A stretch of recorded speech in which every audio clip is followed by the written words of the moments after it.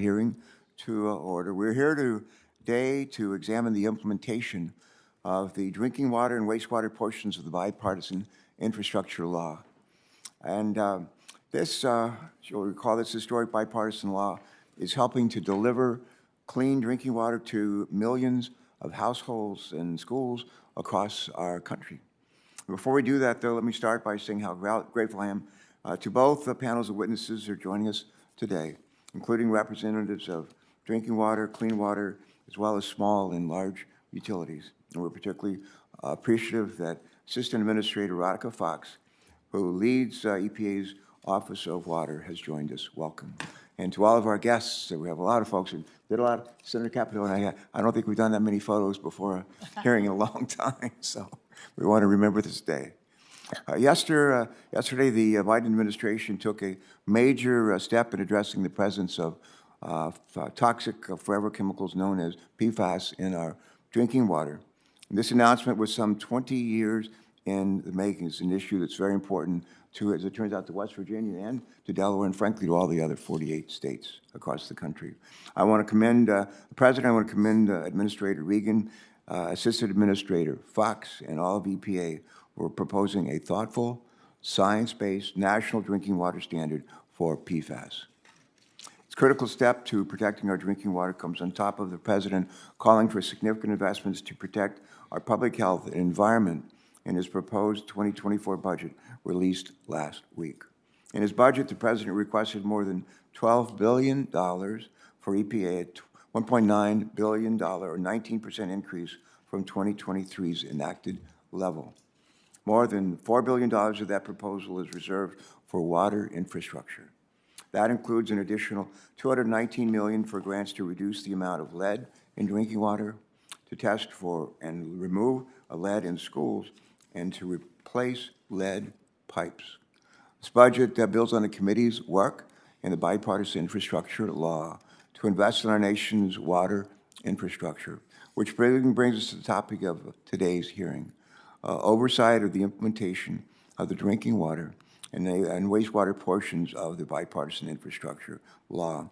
As we have discussed, the Democrats and Republicans on this panel, it's not just enough to enact landmark legislation like this, but it's important that it be appropriately implemented and that we exercise our responsibilities with respect to oversight, and that's part of what we're doing here today.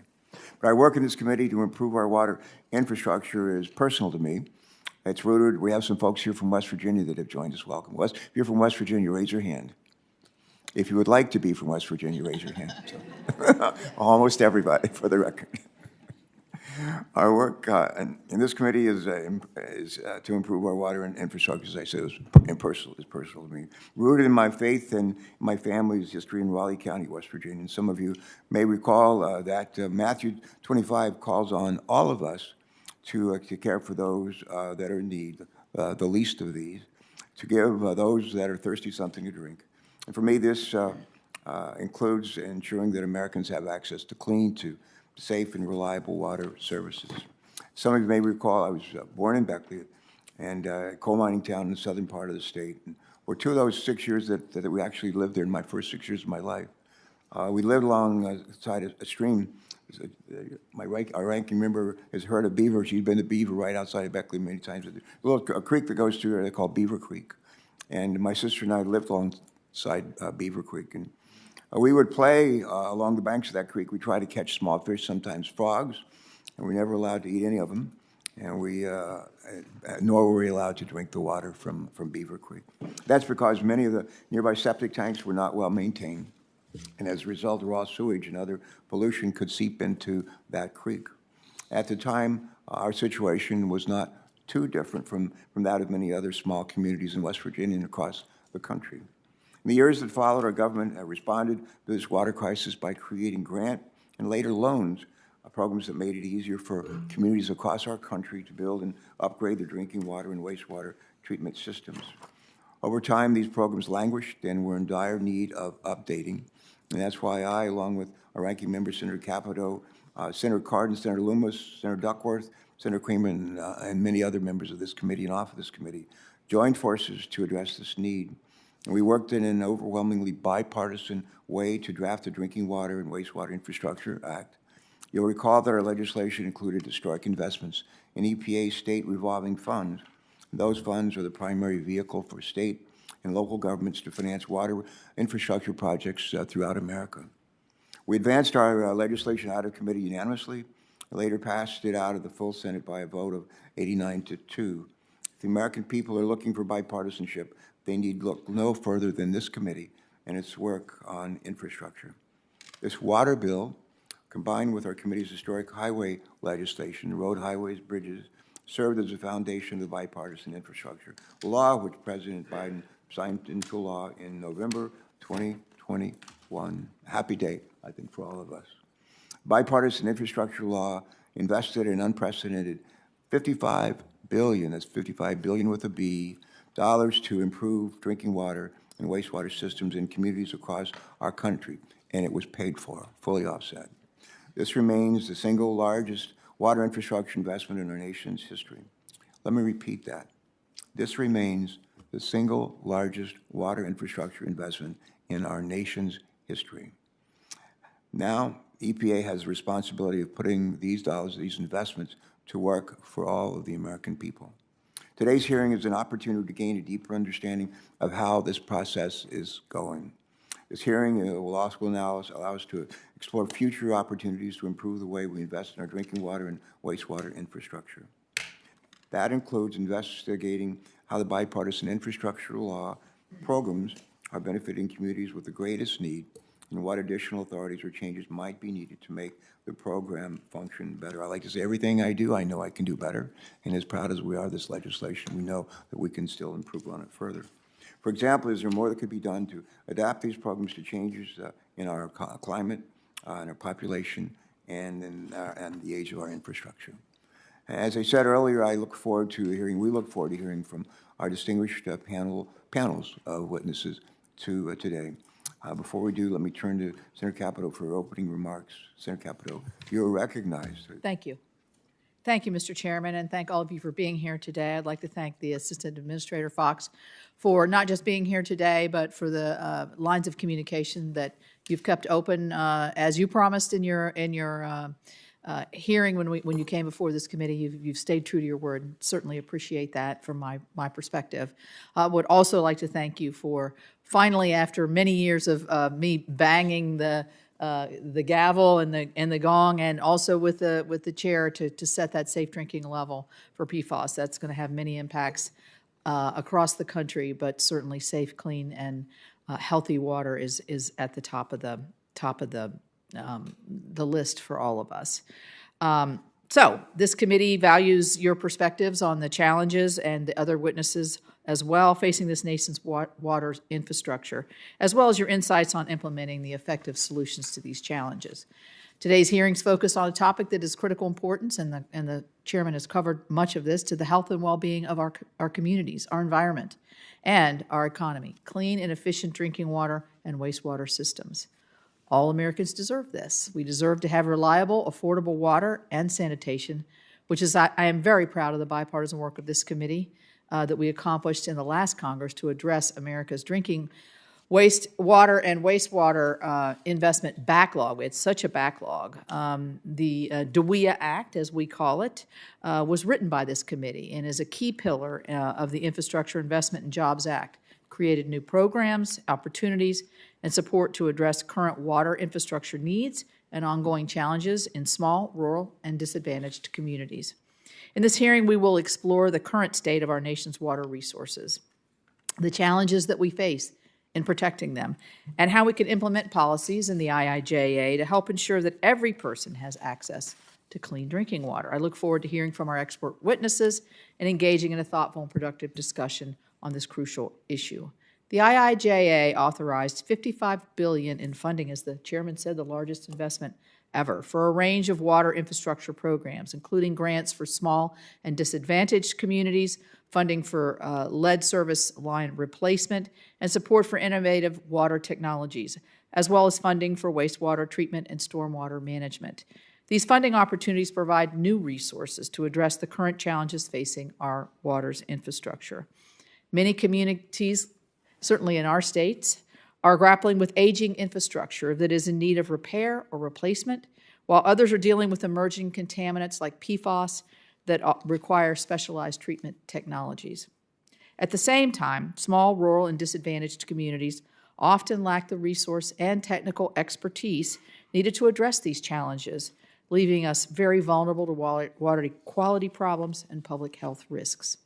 IIJA programs offer a wide range of funding opportunities to help address these challenges, from grants and low-interest loans to technical assistance. These funds can support critical infrastructure upgrades, including the replacement of lead service lines, the construction of new treatment facilities — I've actually toured some of these, as I think you have — and the implementation of advanced treatment technologies. Additionally, the funding can support capacity building initiatives, including workforce development. Every water system I go to is really down on the numbers of people that are interested in working in water, but also the retirements that we're seeing across the board in the workforce is really putting a strain on our systems. So we need to help there. We need to help communities build the expertise needed to manage and maintain their water systems, and quite frankly, we need to get the next generation excited about this as an opportunity and a career of the future. Despite these significant funding challenges, ongoing unmet needs in small, rural, and disadvantaged communities still remain a concern. As they said, they lack some of the technical expertise. As we work to implement these programs, it will be important to ensure that the resources are targeted to the communities that need them the most and the necessary technical assistance and training programs to support them. As the EPA begins to deploy these significant financial investments in our infrastructure, I have concerns about how the agency is planning to implement some of the directives from Congress. We were very explicit in our bills, I think. The Biden administration has prioritized environmental justice agenda, but it has not been shy to pull in, I think, political factors as they're doing that are unrelated to water quality and health, key conditions for how this money should be spent, and even funding for states as it's reviewed by the agency. I'm concerned that projects will not be considered based solely on needs related to the explicit statutory directives of safeguarding human health, keeping rates affordable, and protecting the environment. While all of us support empowering communities through economic development, it's important that we recognize that federal investments through the Safe Drinking Water Act and Clean Water Act, as amended by the IIJA, should be directed to projects where the needs are most acute and align with what Congress directed the agency to do in the statute. We shouldn't be sidetracked from responsibly investing in our aging infrastructure because we have such a historic bipartisan success here. Water systems do not align neatly with the administration's effort to use census tracts to define EJ communities or politicizing the distribution of funds. We've run into this in West Virginia in some of the definitions. Congress was clear. Funding through WOTUS should encourage state flexibility through funding pots like the SRFs, and other grant programs should prioritize the need. Funds were firewalled between systems of various sizes to make sure that rural communities, small towns, and big cities all got their fair share without taking a too big a slice of the pie. The EPA should implement these programs pursuant to the congressional intent, which was resulted from some hard-fought bipartisan compromise. I'm committed to working on these issues that are so important to me, citizens of West Virginia, and our country. I'll close by saying what everyone in the attendance knows. Water infrastructure investments are critical to public health, environmental health, and economic development. And I want to see these new investments create a better quality of life, create more jobs, and drive the kind of quality of shared health benefits that we all care about. I also want to welcome in the next panel Kathy Emery from the great state of West Virginia, and also Raleigh County. And she is here with her husband, Roy, her son, Taylor, who goes to West Virginia University, and her other son is a graduate student at West Virginia University as well. Thank you, Mr. Chairman. Thank you. To our visitors from Raleigh County, my grandfather, great-great-great-grandfather, was one of the co-founders of Raleigh County, so our family was present at the creation. It's a special honor to have you here with all of us today. I ride back and forth on the train just about every day to Delaware, and the other day I was talking with someone, and he used these words. He talked about integrity. He said, integrity, if you have it, nothing else matters. Integrity, if you don't have it, nothing else matters. And the same, I think, could probably be said of water. If we got it, we've got good, clean drinking water. It's not that nothing else matters, but it's hugely, hugely important to sustain life. And as governor, and I know my other colleagues have spent a lot of time on economic development, job creation in their states. I never talked to a business, large or small, who was looking to locate or expand a business, was interested in doing so in a place that didn't have good, clean drinking water. I mean, it's just critical in order to have be as successful in job creation and really maintaining those jobs. With that having been said, it's now time to hear from our first panel. Joining us today is Radhika Fox, Assistant Administrator for the United States Environmental Protection Agency's Office of Water. In her role, Assistant Administrator Fox works to ensure that drinking water is safe, wastewater is safely returned to the environment, and surface waters are properly managed and protected. We thank you for the work that you do. You're recognized. You may proceed at this time. Thank you so much for joining us. Great. Thank you so much, and good morning, Chairman Carper, Ranking Member Capito, and members of the committee. I'm so honored to join you to provide an update on EPA's implementation of historic water infrastructure investments through the Bipartisan Infrastructure Law. And really, I just need to start by saying thank you. It really is the bipartisan leadership of this committee that was so instrumental in securing over $50 billion to invest in clean and safe water in communities across America. I also want to take a moment to express my gratitude to the incredible career staff at EPA who are really the ones implementing this. I have some of the leadership from the Office of Groundwater and Drinking Water here with me today, and it's really because of their dedication, their technical expertise, their hard work that we are delivering on the Bipartisan Infrastructure's Law promise to the American people. So let me give you a brief report out on how implementation is going at the EPA. So Congress provided the majority of the water funding through the State Revolving Loan Funds Program, the SRFs, about $43 billion. And in March 2022, EPA issued our SRF implementation memo. That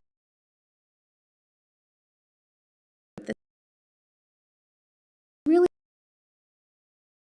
have been implemented. The key priorities that we outlined in that SRF implementation memo were, one, to provide flexibility to states in meeting their local water needs, increasing investment in disadvantaged communities, making rapid progress on lead service line replacements, addressing PFAS and other emerging contaminants, advancing climate adaptation and mitigation, and supporting good jobs here in America. We engaged very closely with the states as we developed this implementation memo. We have a state SRF work group, and that has really set the foundation for a robust partnership with the states in implementing the Bipartisan Infrastructure Law. So, here we are about 1 year later, and I'm delighted to report that 47 states and 6 tribes and territories have received nearly $5 billion in SRF funding in the first year. So that's a big number, and I want to talk for a minute about what that means for people and for local communities. For example, because of these investments, Sierra Vista RV Park in Arizona will be able to remove arsenic and nitrates from their drinking water. Local government leaders in Sussex County, Delaware, will be able to connect hundreds of homes to a regional water system, which will also protect nearby marshes along the Delaware Bay. And in Pittsburgh, we're going to remove nearly 1,000 lead pipes in low-income and working-class neighborhoods. So those are just a couple of examples of the thousands of projects that are going to be funded by the SRFs. That is the real deal that we're delivering to America because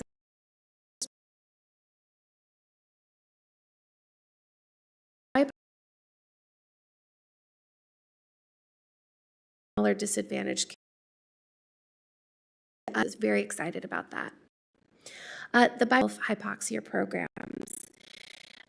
These investments are so wonderful. They're supporting conservation, restoration, infrastructure programs to protect some of our nation's most treasured waters, the Chesapeake Bay, the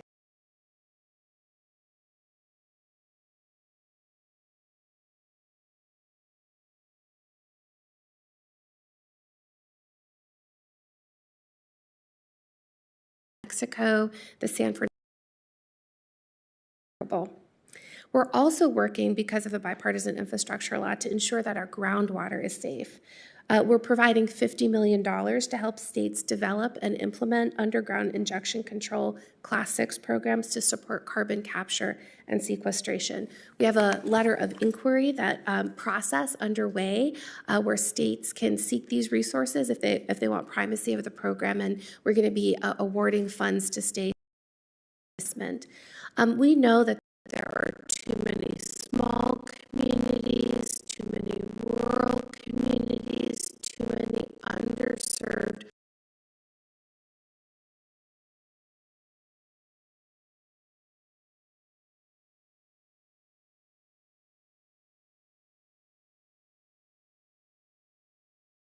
Their fair share of federal funding. And we can and we must do better. That is our focus at EPA. So in addition to all of the work to get these resources out to states and local communities, we have been standing up the most significant technical assistance program because we think that is what will change the odds for communities who haven't been able to get their fair share. We're actively working in communities across the country, from McDowell County, West Virginia, to Lowndes County, Alabama, to really communities all across the country. We have 29 environmental finance centers who are providing free technical assistance to communities that want it. We have our Closing the Wastewater Access Gap initiative. We have our lead service line accelerators. So all of these technical assistance programs are helping build that local community capacity to make sure we're unlocking these resources for every community so that every community has clean and safe water. So let me just end where I began, which is to say thank you. Thank you so much for the opportunity to steward these resources. It's because of Congress and President Biden that you have created a transformational moment right now, opportunity for the water sector. And I want you to know that EPA is working hard. We're working strategically to deliver on the vision that you set in the bipartisan infrastructure law. We're working to make sure that water funding benefits all Americans, no matter where they live, how much money they have in their bank account, or the color of their skin. So I want to thank you again for the opportunity to serve the American people in this way, and I look forward to today's discussion. Thank you for being done with those who are back in their offices.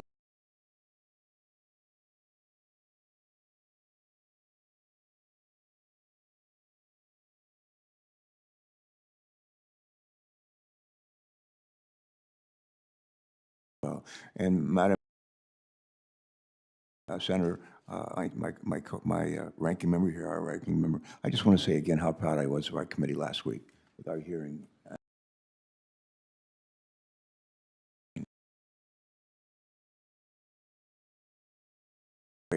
And something East Palestine in that part with some questions.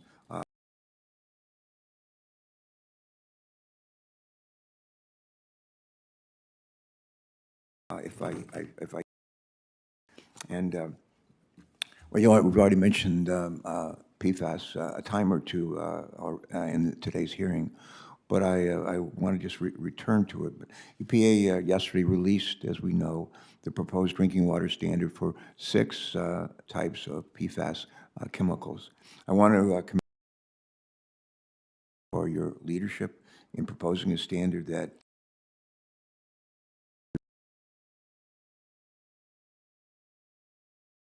these forever chemicals. And under President Biden's leadership, EPA has taken another significant step to address their presence in our water with yesterday's decision. Question, can you, Ms. Fox, can you please give us and explain the next in this regard? Thank you for the question, Senator. And I want to thank you and Senator Capito and other members of this committee that have kept us focused on getting this, this drinking water standard proposed. I was talking to Senator Capito yesterday. I said, in the 2 years that we've had conversations, I don't think there's a single time. Truly thrilled to be. People are exposed to PFAS, and PFAS is in drinking water. We know it is one of the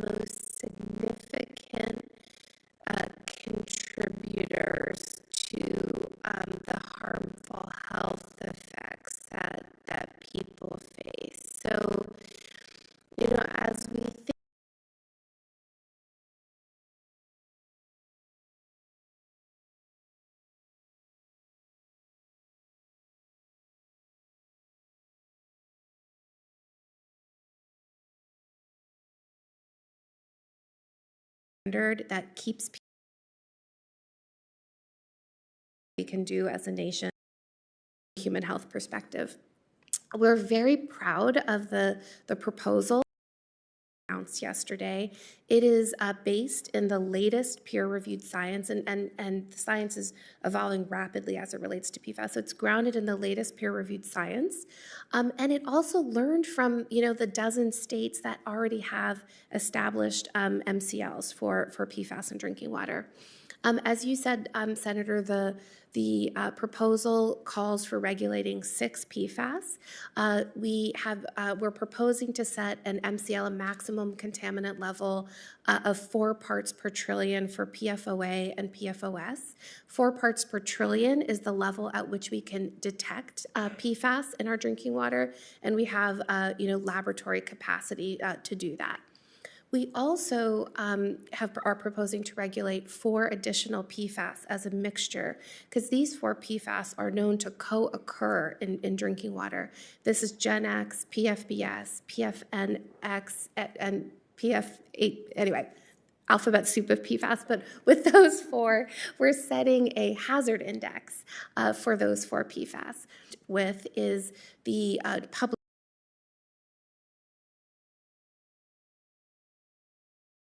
notification requirement, important so that the American people can know. We, I think, have developed a flexible approach to monitoring and compliance, recognizing that water systems are in different places. The next steps are we're in a 60-day public comment period, so we're very much looking forward to engaging with our state co-regulators, local water systems, community organizations to get feedback on this proposal. And we are really working hard to get to a final rule by the end of 2023 or 2024. And so again, thank this committee for your wonderful leadership on PFAS. You're welcome. And it's a shared responsibility. As you know, we all serve on multiple committees. One of my committees is having what we call a business session right now. They need me there for a quorum. And I've asked Senator Capito if she would preside in my absence. She's graciously agreed to do so. And to keep an eye on Senator Kramer in my absence. I know it's a big job. But thanks for your response to my question. And Senator Capito, I'll be back as fast as I can. Thanks so much. Thank you. Assistant Administrator Fox, you and I talked about this yesterday on the phone, and this is a bit in the weeds, but you came out several months ago, or maybe a year ago, with what was called a health advisory level for the PFOAs, which were so low that unmeasurable. Systems are unable to measure as to what the EPA was saying would be a health advisory level. You come back now with the safe drinking, the MCL, which I'm really pleased that we're here today to talk about that, at 4, and it's significantly higher than what you previously said the health advisory level would be. And so I asked this question, how did you what science was the basis for these health advisory levels? Yesterday I got, or a day before, 1,800-page response from you and the EPA, which was difficult to go through because it had a lot of attached reports and everything with it. But what I'm worried about is the risk communication. What does this mean to somebody who's actually trying to determine if their system is safe and how it's going to impact the health and the drinking water standards? And so I'm going to actually submit questions to you in writing, because this is going to get a little bit technical and I don't want to take up all my time on technicalities. So if you could respond to those when I send them, I would very much appreciate that. Yes, happy to. Great, thank you. Let me ask again on the PFOA and PFOS issue. So we've set the drinking level. We're going to probably have requirements for systems to test to this level and compliance. There's going to be a lot of instances of what you would call a passive receiver, somebody who basically a water system who receives the water from a source and passes the water on, and maybe the level is a little bit higher. And I'm worried about the liability issues. I know you're not in charge of CERCLA, but Have you all thought about this and what kind of issues we might be addressing here at the Congress in terms of the passive liability issue for PFAS? Yeah, so you're correct. Thank you for that question. So on the CERCLA hazard designation, that is, of course, in our Office of Land and Emergency Management. But, one thing that is, I think, particularly exciting about how we are approaching the issue of PFAS at the agency is we really are taking a whole of agency approach. So the Office of Water team has engaged closely with the Office of Land and Emergency Management on these issues of passive liability. And, certainly drinking water systems, wastewater systems, PFAS has entered these systems, and they're not the responsible party. So as that CERCLA hazardous designation rule continues to move forward, the agency is thinking about enforcement discretion and what's appropriate, just as we do with other CERCLA designations. Right now, though, is such an exciting moment to be moving this drinking water rule forward because we also have the resources in the bipartisan infrastructure law. We're working very actively with states and local communities to make sure that the $9 billion that you all dedicated to addressing PFAS and emerging contaminants is out there, that water systems are accessing those funds, getting these treatment technologies in place. And so I think that's going to make a huge difference as we move forward. What would you say to every state in terms of the retention of the flexibilities that's built into the systems on the revolving funds? Once those revolving funds leave DC and go to our states like West Virginia, is all the responsibility in the state then, or that's what I would prefer. How do you see that? So I really see it as a partnership. We have been very clear in our implementation memo around the bipartisan infrastructure law that we value the flexibility that states have always had with the SRS. And Senator Caput, if you look at the thousands of projects that are on these intended use plans, they are so diverse. They're funding drinking water, wastewater, stormwater, small projects, big projects, cybersecurity. So the states are very much in the driver's seat in selecting the projects that really meet the needs of their residents. So I think we have preserved that. But it's also a partnership. So, and it is our obligation as for oversight and to make sure that states are utilizing these resources in a way that's consistent with the legislation and the statute. So, an example of that is around disadvantaged communities. So one of the things that we talked about in the SRF implementation memo is, we summarized that, of course, states are the ones that determine definition of disadvantaged communities, both on the clean water SRF side as well as the drinking water SRF side.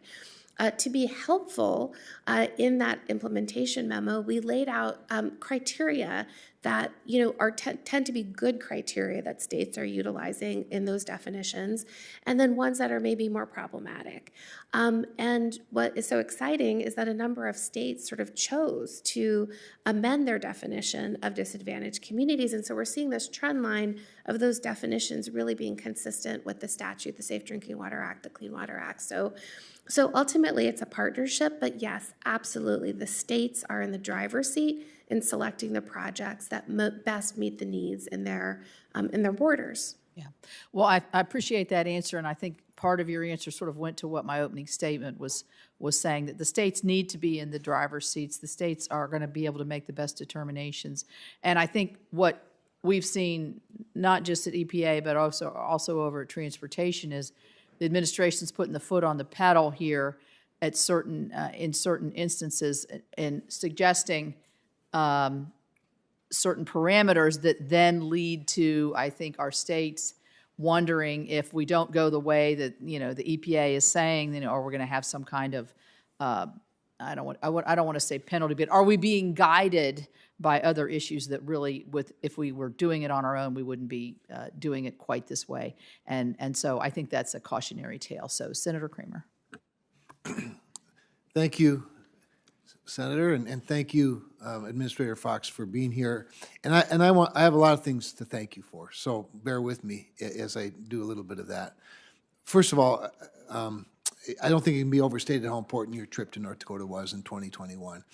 And while we had a robust discussion about the WOTUS rule, and I will want to ask you some things about that here in a little bit, probably the most fun was nerding out a little bit, right, with the locals and the state water people. You're going through a water plant. It was wonderful.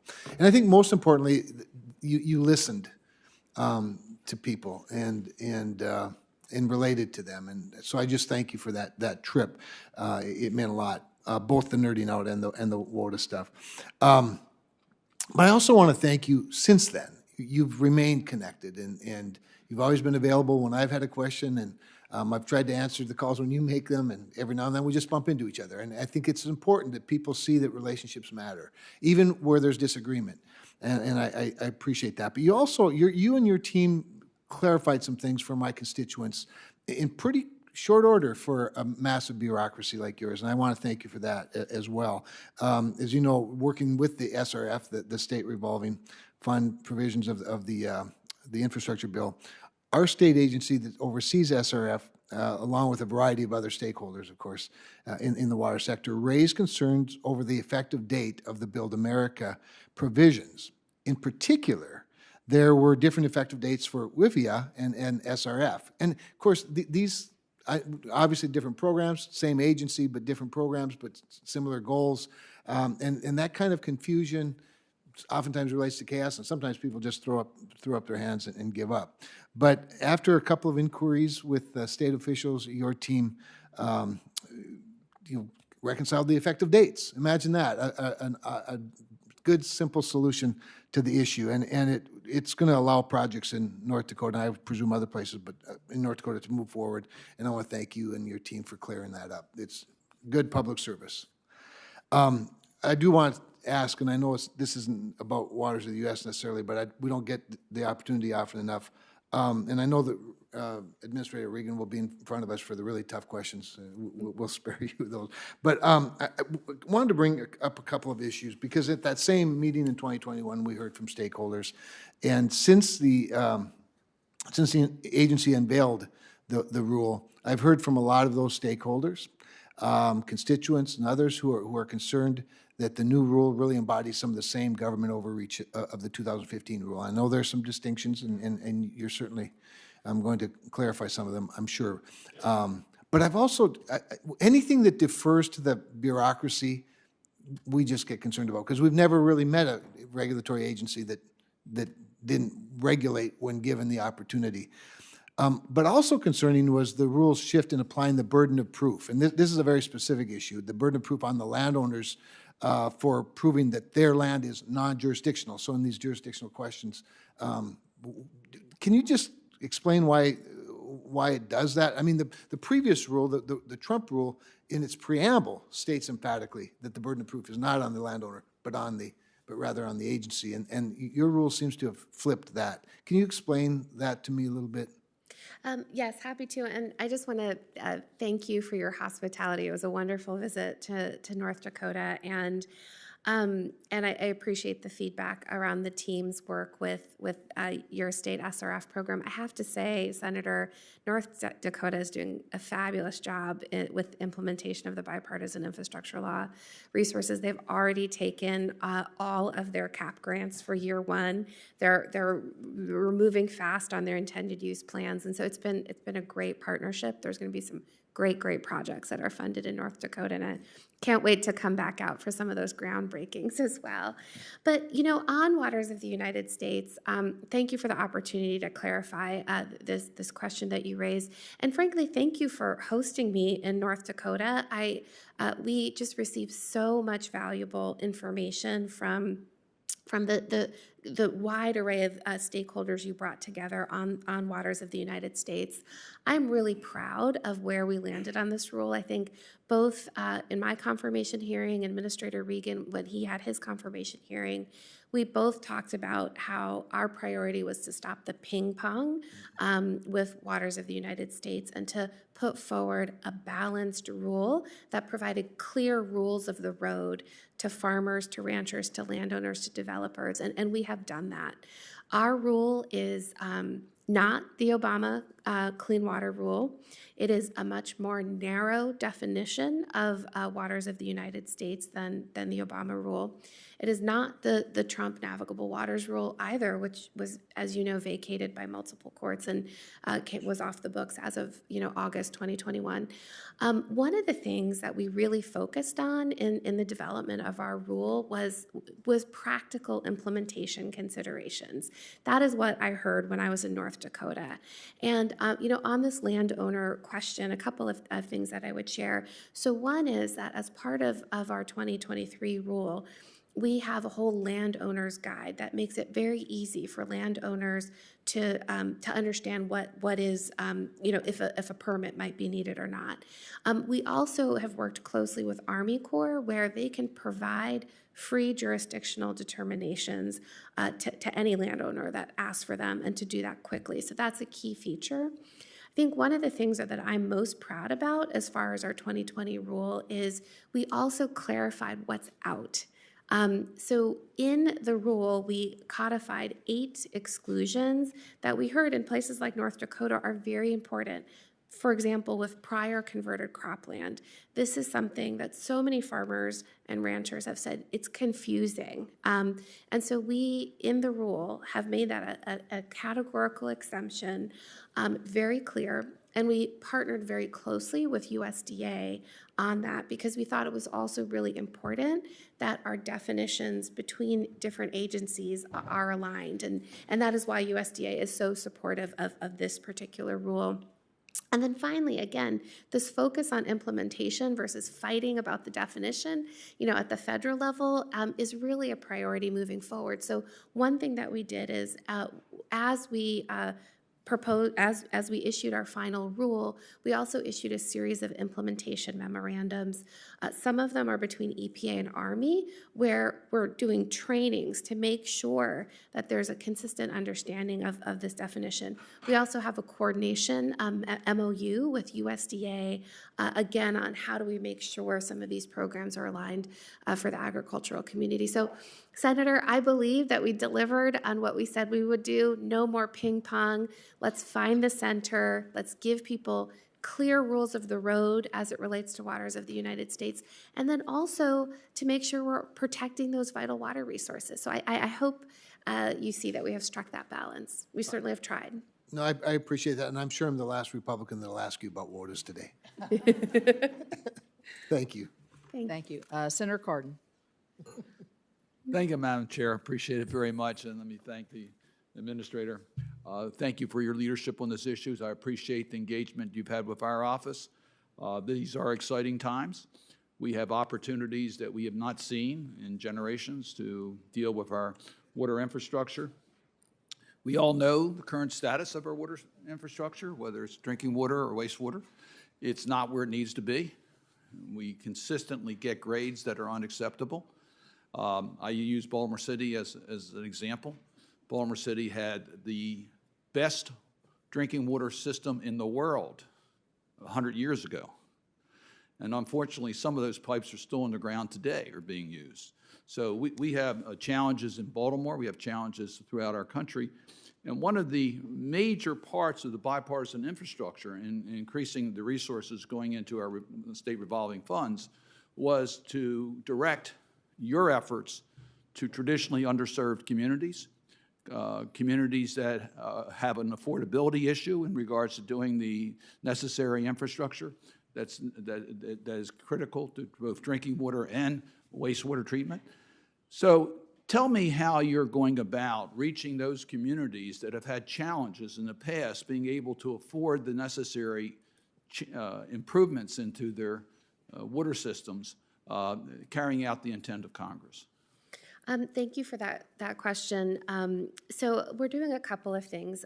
One is, one of, I think, the most exciting features of the bipartisan infrastructure law is that you all provided about, 49% of resources must be spent for, be put out as grants and principal forgiveness in disadvantaged communities. I think your vision in designing the bipartisan infrastructure law has unlocked so much potential, because the challenge, right, Senator, is that disadvantaged communities often don't have the financial capacity to access the loan aspect of the SRFs. So by putting so much money out as grants and principal forgiveness, you've removed one of the critical barriers that these communities face. But we know that just having the resources available isn't enough. So that's why we have stood up the most ambitious technical assistance program alongside the capital projects that we're funding. We have built out our environmental finance centers. We have 29 of them. Every region, EPA region, has an environmental finance center, as well as national ones. They are basically available to any community that wants technical assistance in order to access the SRF funds. And, as we design that technical assistance effort, I thought about when I worked at a local water utility. I was at the San Francisco Public Utilities Commission, and there we had access to all of the best engineering, design, financial planning. A disadvantaged community doesn't have access to those things, but they need that in order to get these SRF funds. So we're basically making that available to any community that wants them. We just opened up our TA webpage, so I'd love to share that information with the committee so that you could share that with your constituents. And so we're going to be helping thousands of communities access these SRF dollars. But really, that is the core of the strategy, providing that technical assistance support so that these disadvantaged communities can build their technical, financial, and managerial capacity. And I will follow up with you as to how that's being implemented. We have jurisdictions like Baltimore City where the ratepayer support is just inadequate to deal with the needs that we have because of income. And then we have communities like Smith Island, which are so isolated that they just don't have the population to be able to support the water that they need without greater assistance. So we have different needs in our state, and I'm sure that's true throughout the country. Technical assistance would be critically important, but also making sure the resources get to those communities. So please keep us informed, and I'll be working with you on that. And I want to ask you one other question about the low-income water assistance program. We provided $3 million in the FY23 omnibus for you to conduct a low-income water assistance needs assessment. Senator Wicker and I have worked on the realities that water bills are beyond the capacity of many payers today. We have a low-income utility assistance program under LIHEAP. Well, we think there is a need for one under water. How are you implementing that needs assessment? Yes, thank you for that question, and you're absolutely right. This issue of water affordability, even though the $50 billion in funding from the federal government will make a huge difference, water affordability is a growing challenge in communities across the country. And, in my former role as the CEO for the U.S. Water Alliance, I helped create this water equity and affordability network. As to the assessment, we're currently, we're going to partner with HHS in the development of that assessment since they're managing the LIWAP program. We're currently designing the methodology for that assessment, and it's going to get underway very soon. And I'm happy to keep your office, Senator Cardin, Senator Wicker's office is up to date on how that assessment is going. In addition to that, we are working closely to support HHS as they continue to administer the LIWAP program, which we're so grateful was developed by this Congress. Well, thank you. I appreciate if you keep me informed. Madam Chair, I have a request, a unanimous consent request on behalf of the chairman. I ask unanimous consent to enter into the record a letter from the American Sustainable Business Network, which represents more than 400 businesses that rely upon clean water. This diverse coalition of businesses includes breweries, mattress companies, and farms. The letter expressed opposition to efforts to use the Congressional Review Act to overturn the 2023 WOTUS rule. Without objection. Thank you. Senator Lummis. Well, thank you, Madam Chairman, and welcome, Administrator Fox. I was so pleased to hear Senator Kramer compliment you on the relationship that you formed with problem solving in North Dakota, and I'm hoping you can help me similarly with a couple issues I have today that I'd like to discuss with you about sanitary survey results. My office has heard repeatedly from constituents that are frustrated with delays from the EPA on sanitary survey results. I have close to a dozen towns or small water systems that have waited some as long as 26 months to get survey results that were conducted in the summer of 2020. These delays make it really difficult for these communities because some are getting results not long before a new survey is required. So can you commit to getting the survey results out within better timeframes? Ideally, it would be 60 days after completion, but these surveys take a long time for these communities to fill out, especially small water systems. And then there's this huge delay, and they need the feedback sooner because as soon as they get these results, they're plowing into another survey. Well, thank you so much for making me aware of this issue. And yes, you have my commitment that I will personally look into the 12 water systems that you mentioned that are waiting. I mean, the sanitary survey, you're right, Senator, it's a very important tool that states and local water systems, the EPA, utilize. And local water systems need that information in order to make key operational maintenance management decisions. So yes, I will commit to looking into the situation with these 12, as well as just looking more broadly into the timeline that for returning that information. Thanks very much. I really do appreciate that. I also have another question about the topic of sanitary surveys.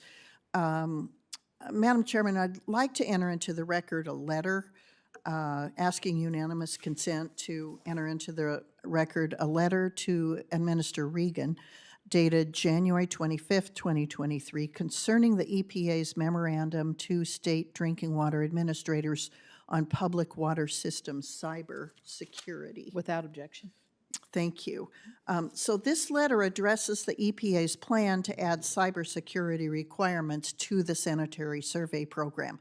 Now, we all agree that cybersecurity is incredibly important for water systems, but it is doing it as part of the sanitary survey program that has raised issues.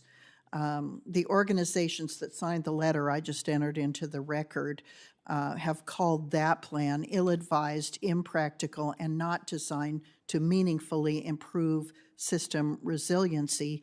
EPA's approach is also legally flawed. That's what the letter says. And then they go on to ask for the EPA to recall the memorandum. The signatories to that letter include the American Water Works Association, National Association of Clean Water Agencies, National Rural Water Association, U.S. Conference of Mayors, National Association of Counties, and others. So obviously this has received a lot of review from local governance, and they're concerned about just using the this survey as the source for gathering that information. Can you talk about what outreach was done concerning this memorandum? Yes, I'm happy to do that. So, Senator, you're absolutely right that cybersecurity threats to water systems, it's a growing concern. It's happening with more frequency. There are bad actors out there, and this is a significant vulnerability to our water systems. We believe that in order to protect our water systems from cyber threats, we have to take a multifaceted approach, and that's exactly what we have been doing at EPA. For example, we've been encouraging water systems to consider using SRF funds to do those cybersecurity upgrades. In the President's budget, he's requested an additional resources for a grant program to help water systems get in compliance. We do many trainings and resources that are out there all the time. We feel feel that this implementation memo that I recently issued is also a critical part of the solution. The sanitary survey is really the primary tool by which a state can really assess the operational capacities of a local water system. And given the critical nature of having good cybersecurity practices, we felt that this needed to be, in this modern age, one of the operational considerations that states look at in these surveys. We had a very robust process. We actually, ASBA, the Association of State Drinking Water Administrators, we had a work group process with them. They reviewed the memo. We had many consultations all along the way. And we're not just issuing a memo without support. There's a whole series of resources that are being developed, key questions that can easily be added by the state to the sanitary survey. So we think this is very doable, very achievable, a good key step forward to protect our water systems from cyber threats, which again are growing.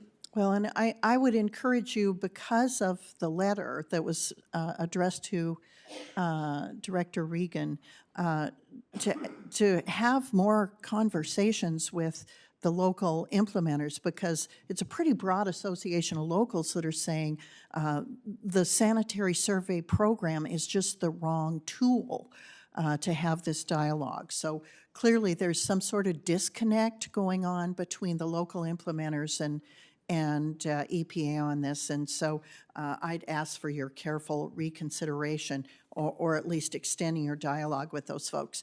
My time is up, Madam Chairman, and I'll submit a question about drinking water loss in municipal systems due to faulty and leaky infrastructure, and just ask for a response in writing.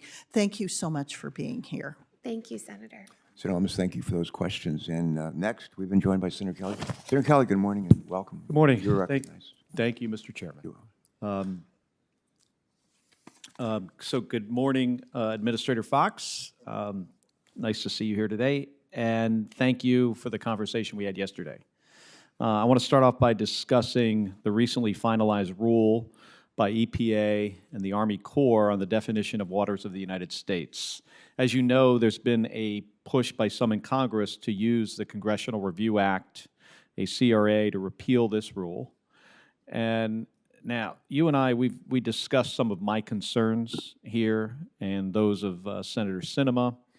The two of us, we sent a detailed letter to EPA and the Corps last week with some specific implementation questions. But I wanted to talk for a minute about what would happen if the CRA passed. So we're going to have a vote on it. So if it passed, I want to start with a few yes-no questions. So if the 2023 WOTUS rule were repealed, would the Trump-era navigable waters protection rule take effect? No, it would not, because it was vacated in August 2021 by a federal court. And would the 2015 Obama-era WOTUS rule take effect? No, it would not. So my understanding is the rule that would be in effect would be something similar to the pre-2015 WOTUS guidance. Is that correct? That is correct, Senator. And, you know, that guidance, my understanding is that it relies on the same types of significant nexus test as the WOTUS rule that EPA and the Army Corps finalized this January. Is that right? Yes, but there are key differences in how we approach it than in that 20. Can you explain those differences? Yes, sir. So the CRA, if it were to pass, it would, as you said, put us back to the pre-2015 definition of waters of the United States. That definition is broader than the 2020, our 2023. Our 2023 rule is more narrow in the definition of waters of the United States. It is more uncertain, and so there would be key challenges. With a CRA, we would, you can't sort of takes parts of the rule that work and parts that don't, that, you know, people might have concern. It wipes out the entire rule and puts back in place the 2015.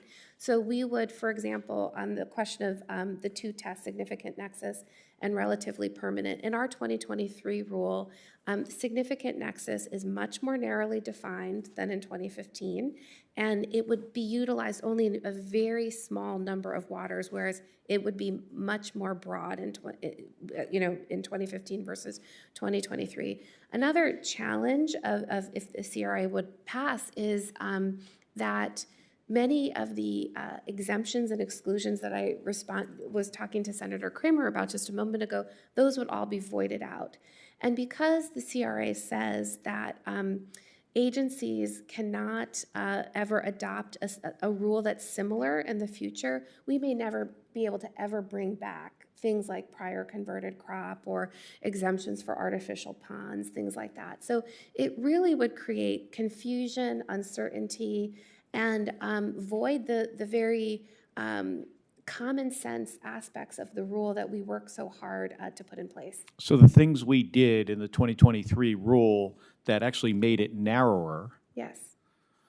if we go back to the 2015 and we do it through the CRA process, in the future, we couldn't use those same items, as you just addressed, to get a more narrower definition of waters of the United States. That is correct. The agencies are prevented from issuing anything that's similar. So, yeah, this took us a while to, sort through. It's not an obvious, thing, how sometimes you can be, through a CRA process, you're trying to get an outcome that might be narrower, and in fact, you have some unintended consequences. And I think that is the case here. Is that your sense? That is absolutely the case. We would be throwing out narrower definition of waters of the United States.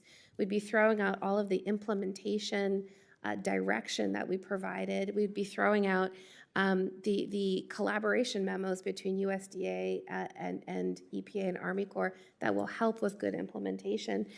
We'd be going back to a broader definition of significant nexus. It would create a great deal of uncertainty in communities across the country. We believe it would lead to delays in permitting important projects, permitting infrastructure projects, development happening on land. And so it's not the right tool. We can always improve on waters of the United States. We welcome that conversation with this committee.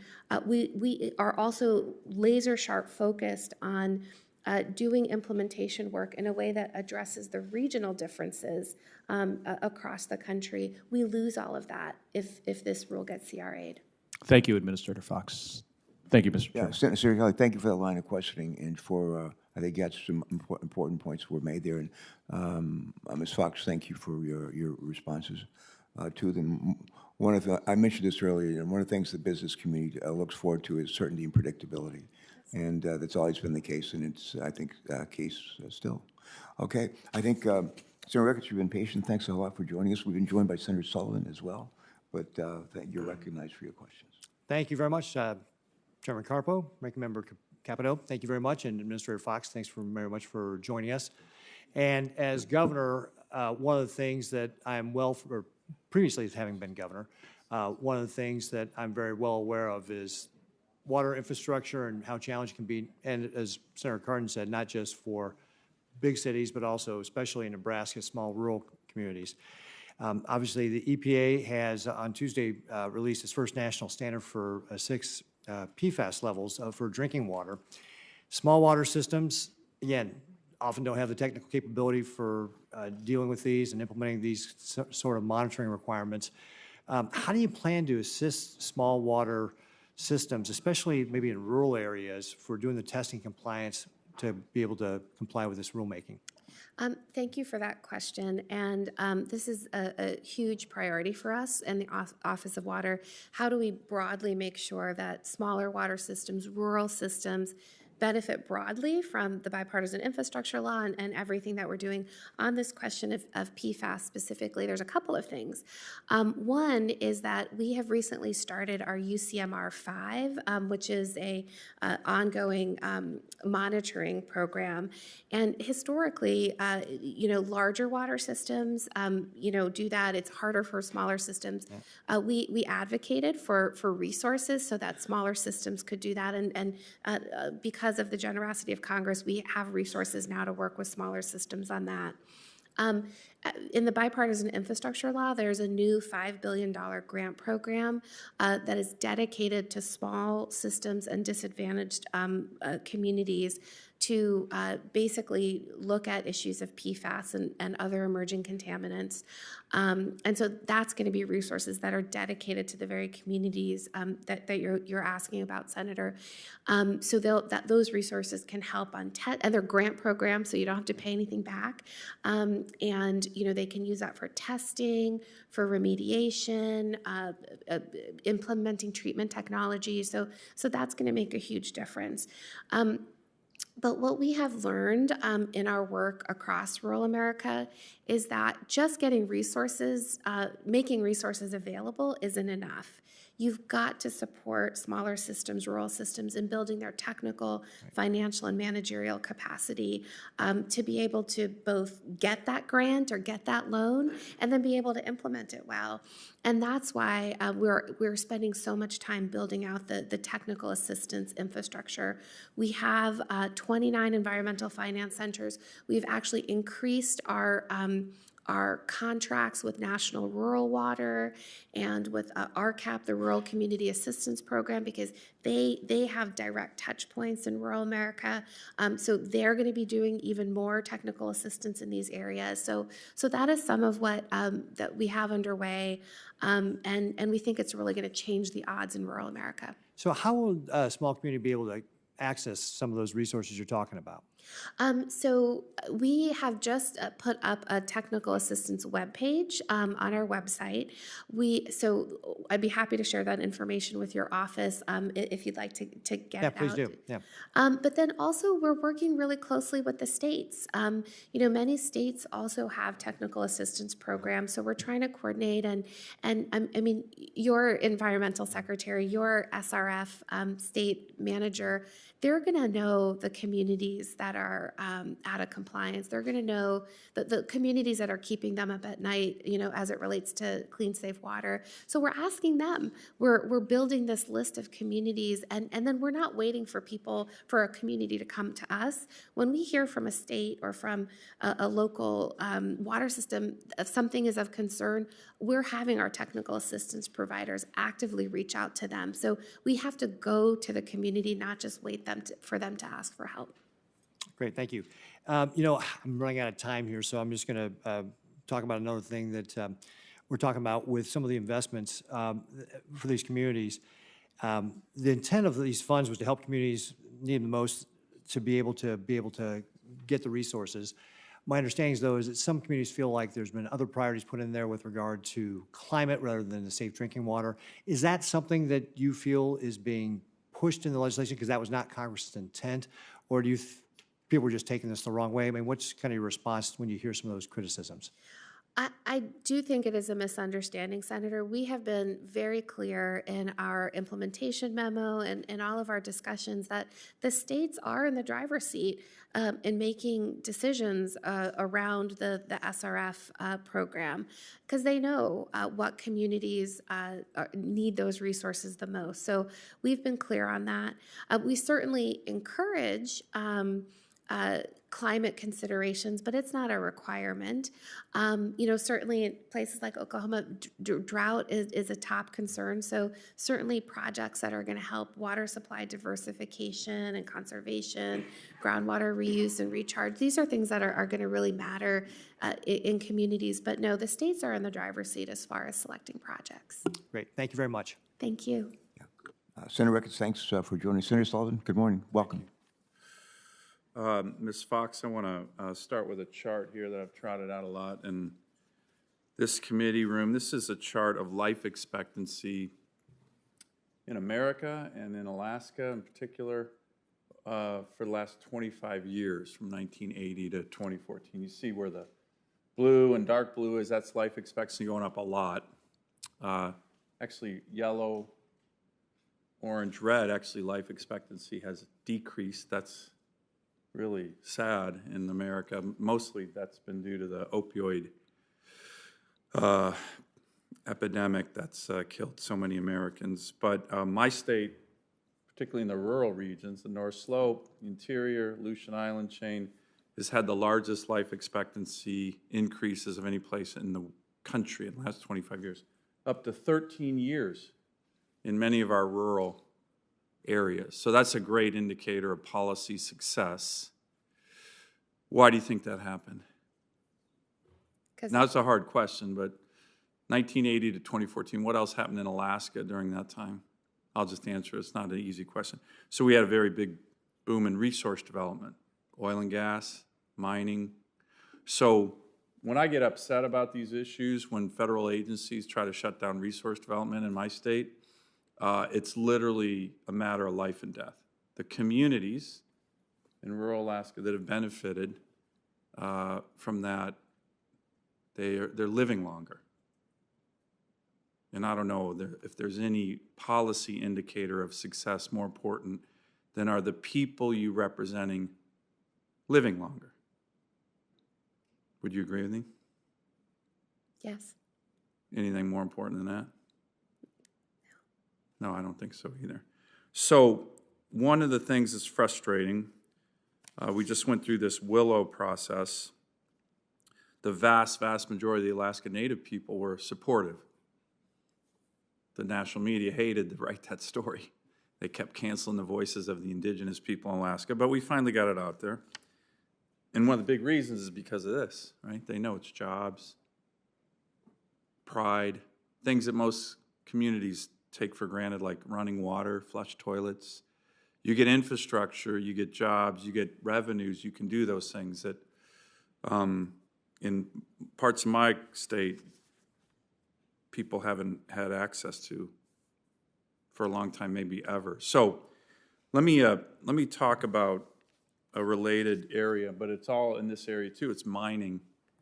And unfortunately, the administration on a number of mining projects, the Ambler Mining District in particular, we did a 7-year EIS, $10 million. The same day the president held a critical minerals summit at the White House on the importance of cutting our dependence on foreign critical minerals like from China, they reversed that EIS in Alaska. Now that was the Department of Interior. Secretary Holland seems hell-bent on reversing everything, despite that chart. Kind of remarkable that she would be doing that. But the EPA recently finalized its 404C action on Pebble, the preemptive veto action. But you said, quote, it's also important to note that the EPA's action does not apply to current or future resource development projects in Alaska. Similarly, Administrator Reagan said, by no means is this decision meant to send any signals beyond this specific project.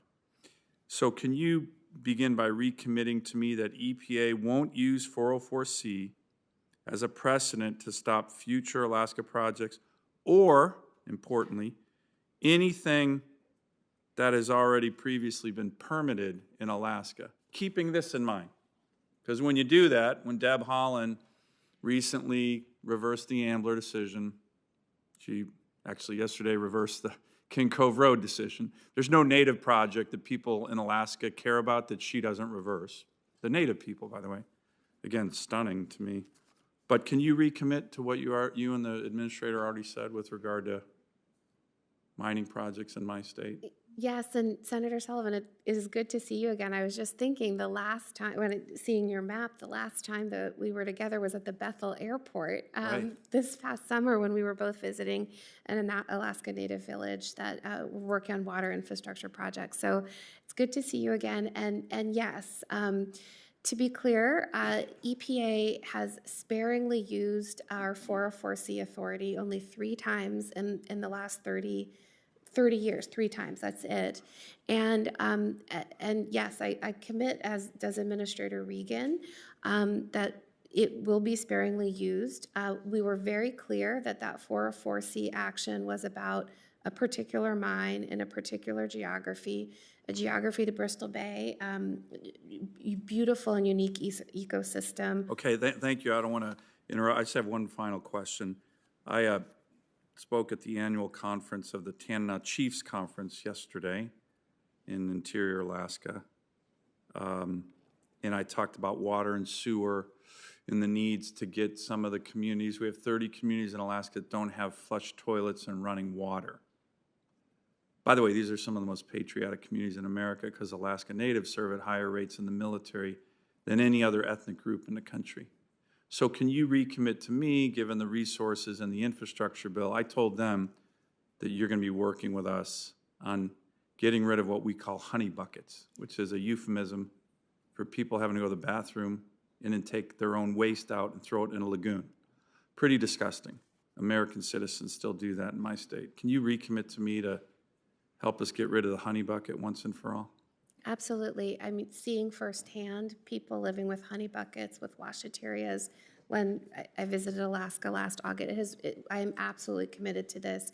And I think we have the ability to make tremendous progress because of the bipartisan infrastructure law and the incredible leadership that President Biden and this Congress have made in investing $50 billion. So you have my absolute commitment on that. Great. Thank you. Thank you, Mr. Chairman.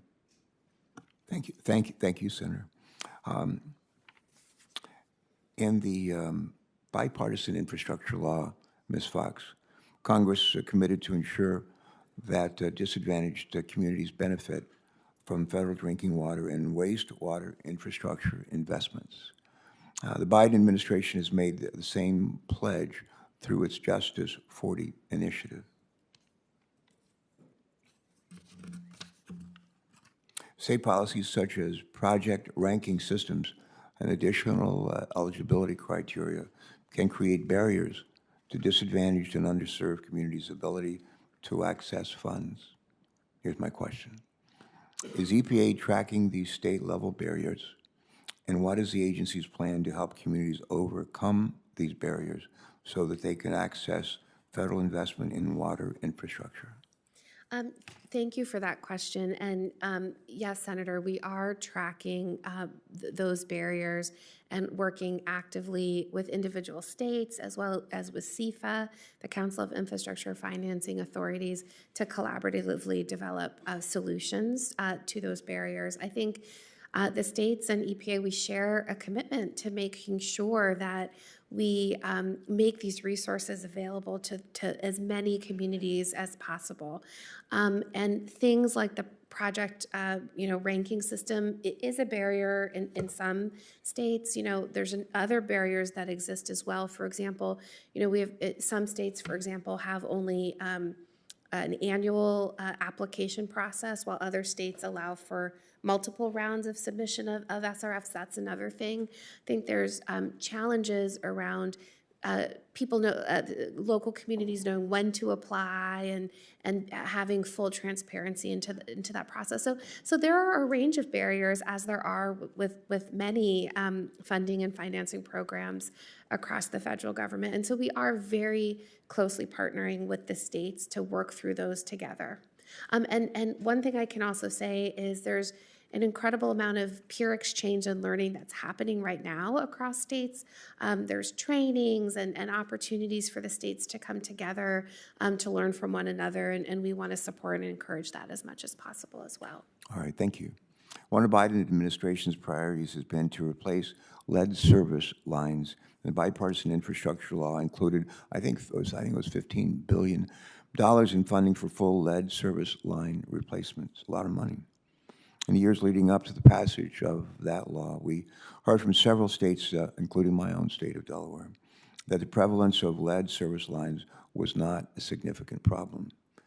However, as some of those states started doing lead inventories, it became clear that the presence of lead pipes and the health impacts they cause is more pervasive than a lot of folks expected. Question, given this initial skepticism, have the states been able to use the funding for lead service line replacements? So I think one of the most exciting aspects of this job and serving in this capacity is to help deliver on President Biden's commitment to get the lead out once and for all. Just so remarkable, the president's leadership on this issue. And, at the EPA, we are using every tool in our toolbox to deliver on that. As it relates to your question, Senator, the reaction is mixed. There are some states that feel that their allocation of lead service line money is insufficient for the need. Others think that the allocation is too much, given how much the need is there. So we're in constant conversation with the states to understand that. We do have what's called a reallotment process that we can utilize, so that after 2 years, if a state doesn't use their lead service line money, we can reallocate it to a state that could use it. So right now, we're in the process of working with the states to make sure that they know they can use this money to support, the inventory development, because that's the first thing to really understand the nature of and scope of the problem, to start those replacement projects. But then, yes, after those 2 years, if states don't utilize those resources, we will be able to reallocate. All right, thank you. My last question to you today deals with the private wells. My family grew up in West Virginia and largely in Virginia. We always had private wells, and I think a lot of folks around the country still do. And a lot of folks are having private wells drilled for them and for their families and their farms in some cases. The presence of contaminated private well water is becoming a problem nationwide, as you know. In Delaware, we know that about 173,000 residents depend on private wells. Most people think we don't have that many people in Delaware, but we do. We got 1 million people now, and there's about 173,000 residents who depend on private wells for their drinking water. This number is actually growing, not shrinking. Congress included language in the Drinking Water and Wastewater Infrastructure Act to allow EPA to give grants to states to address underground sources of contamination impacting wells. Unfortunately, EPA has determined it cannot implement the language except to connect homeowners to a regulated water utility, which, as you know, is not always feasible. Because wells are managed by the states, Congress does not expect EPA to take on the regulation of wells under the Safe Drinking Water Act. Having said that, Congress did expect the EPA to help states address these sources of contaminated drinking water. I'm just going to ask if you would be willing to commit today to working with this committee on Environment and Public Works to help address well contamination by providing resources to states. Absolutely commit to that. This is a shared concern around protecting public health, and happy to work more closely with this committee on this issue moving forward. All right. Is there any question you wish you had been asked that you have not been asked? This is a freebie. What do you wish you'd been asked? Well, my favorite question to ask people is, what's your favorite body of water? All right. Now that I'm the only one here, what would that be? The Pacific Ocean. Oh, no kidding. That's great. Well, that's hard to argue with that one. Hard to argue with that one. Okay. I think that's it for my questions for you today. I just want to thank you again for being here, for your responses, and for the work that's gone on. Just to convey to your team our thanks, especially for the work on permanent chemicals. That's one that's of great importance to the ranking member and me, and I think to all of us. I tell the story, and with this we'll close and move to the next panel. I spent a lot of my life in airplanes, Navy airplanes, and I literally witnessed a terrible tragedy at Moffett Field Naval Air Station when I was on active duty, when we had 2 runways, side-by-side parallel runways, and we shared the base with NASA airplanes. And our P-3s were a smaller 4-engine airplane, but not as big as the ones that NASA flew. And early one morning, 2 planes were coming down to land simultaneously on the 2 parallel runways. Navy P-3 on the right, a NASA aircraft, larger aircraft on the left. Both planes were cleared to land, as it turned out, on the same runway. And the large NASA plane crushed the P-3 and killed about 18 people. Firefighters rushed out to try to save the lives. 18 people died. About 20 years later, I'm driving in Delaware, living in Delaware, driving down Route 13, heading, or actually to Route 1, heading for Rehoboth, in that area. And I go by approaching the Dover Air Force Base, which is on the left as you head south on Route 1, and I could see black smoke coming up from the Air Force Base. And a C-5, which is a huge aircraft, C-5 cargo plane, which is fully loaded with gas and fuel and cargo, had tried to take off from Dover Air Force Base. And in the climb out to altitude, the flight engine, they have four engines on the C-5, and they got an engine warning light on one of the 4 engines. The flight engineer shut down the wrong engine, so instead of having 4 engines working, they had 2. They had a full bag of fuel, fully loaded, and they tried to come around and land on the runway before they lost all their altitude. They didn't make it, and they went in about a mile south of the approach end of the runway.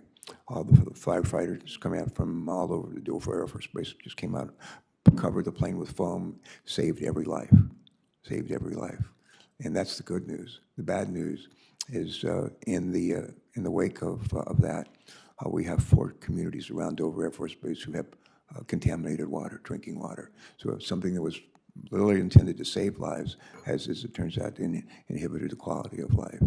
And we're still dealing with that in Delaware. We're dealing with it in West Virginia, and just very pleased with the attention that the issue has received, and hopefully will continue to receive. Again, thank you very much. Senator Capito, anything else you want to say before, sir? Thank you. All right, thank you so much. And with that, we'll welcome our second panel. Thank you, ma'am.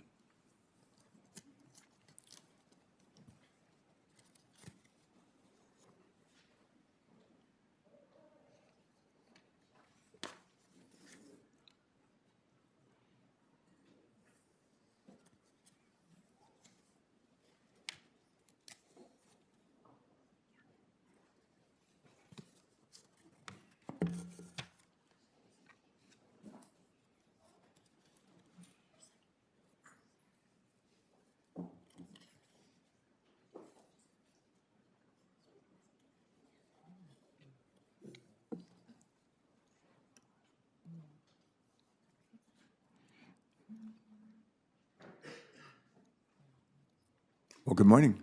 I think we had an opportunity to welcome you all individually. We're delighted that you're here. Thank you for your testimony. Thank you for your service as well. Randy Heeman is Commissioner and CEO of the Philadelphia Water Department, a role he was appointed to in 2019 by, we'll see who's calling. I hope it's my wife. It is not. In any event, Mr. Heeman, Commissioner and CEO of the Philadelphia Water Department, his role is appointed, what was it, 2019? 2019 by Mayor Jim Kenney. And we consider you a neighbor right up the road. And I appreciate all that you tell the mayor we are asking for and give him our best. And thank you for joining us today. Go right ahead. Thank you. Chairman Carper and Ranking Member Capito and members of the committee. I'm sorry. I know people call me Carpo, even in this hearing, but her name is Capito. I'm sorry. Just so you know, Capito. Capito. I tell people I've been called things worse than Carpo, so but her name is Capito. Thank you. Again, Chairman Carper, Ranking Member Capito, and members of the committee, thank you for the opportunity to testify on the critical new resources and assistance being delivered by the Infrastructure Investment and Jobs Act and the Drinking Water and Wastewater Infrastructure Act, commonly known as the Bipartisan Infrastructure Law, or the bill. As the Commissioner and CEO of Philadelphia Water Department and as a member of the Board of Directors of the Association of Metropolitan Water Agencies, I know that the nation is long overdue for a landmark investment in water infrastructure. So I want to begin my testimony by commending this committee for its leadership in developing the drinking water and wastewater components of the BIL and the cooperative open door engagement with AMWA and other water sector stakeholders that was a hallmark of this process. This bill was the model of how both parties and sector stakeholders can work together to find common ground, and this is why the initial DWIWA, the Drinking Water and Wastewater Infrastructure Act legislation, passed the Senate with a vote of 89-2 before being incorporated into the larger bill. But this is all about how we got here. Today, I want to focus my comments on the on-the-ground benefits that resources provided by the infrastructure law are providing to my community. For background, in 2019, Philadelphia completed its water revitalization plan, a 25-year, multi-billion-dollar strategic vision for upgrading our city core's drinking water infrastructure. The plan contains an estimated 400 necessary projects, including rebuilding water treatment plants and replacing pumping stations and transmission mains, while leveraging low-cost financing opportunities to keep rates affordable for our customers. And to be honest, the financing component represents one of the hardest aspects of the plan. We know what to do. We know what work we need to do to strengthen our city's water infrastructure. Our engineers are smart, and they are dedicated. What is not as apparent is how the city can pay for it without raising our water and sewer rates to unsustainable levels. Fortunately, passage of the DUA came at an opportune time as our city was working to implement this plan.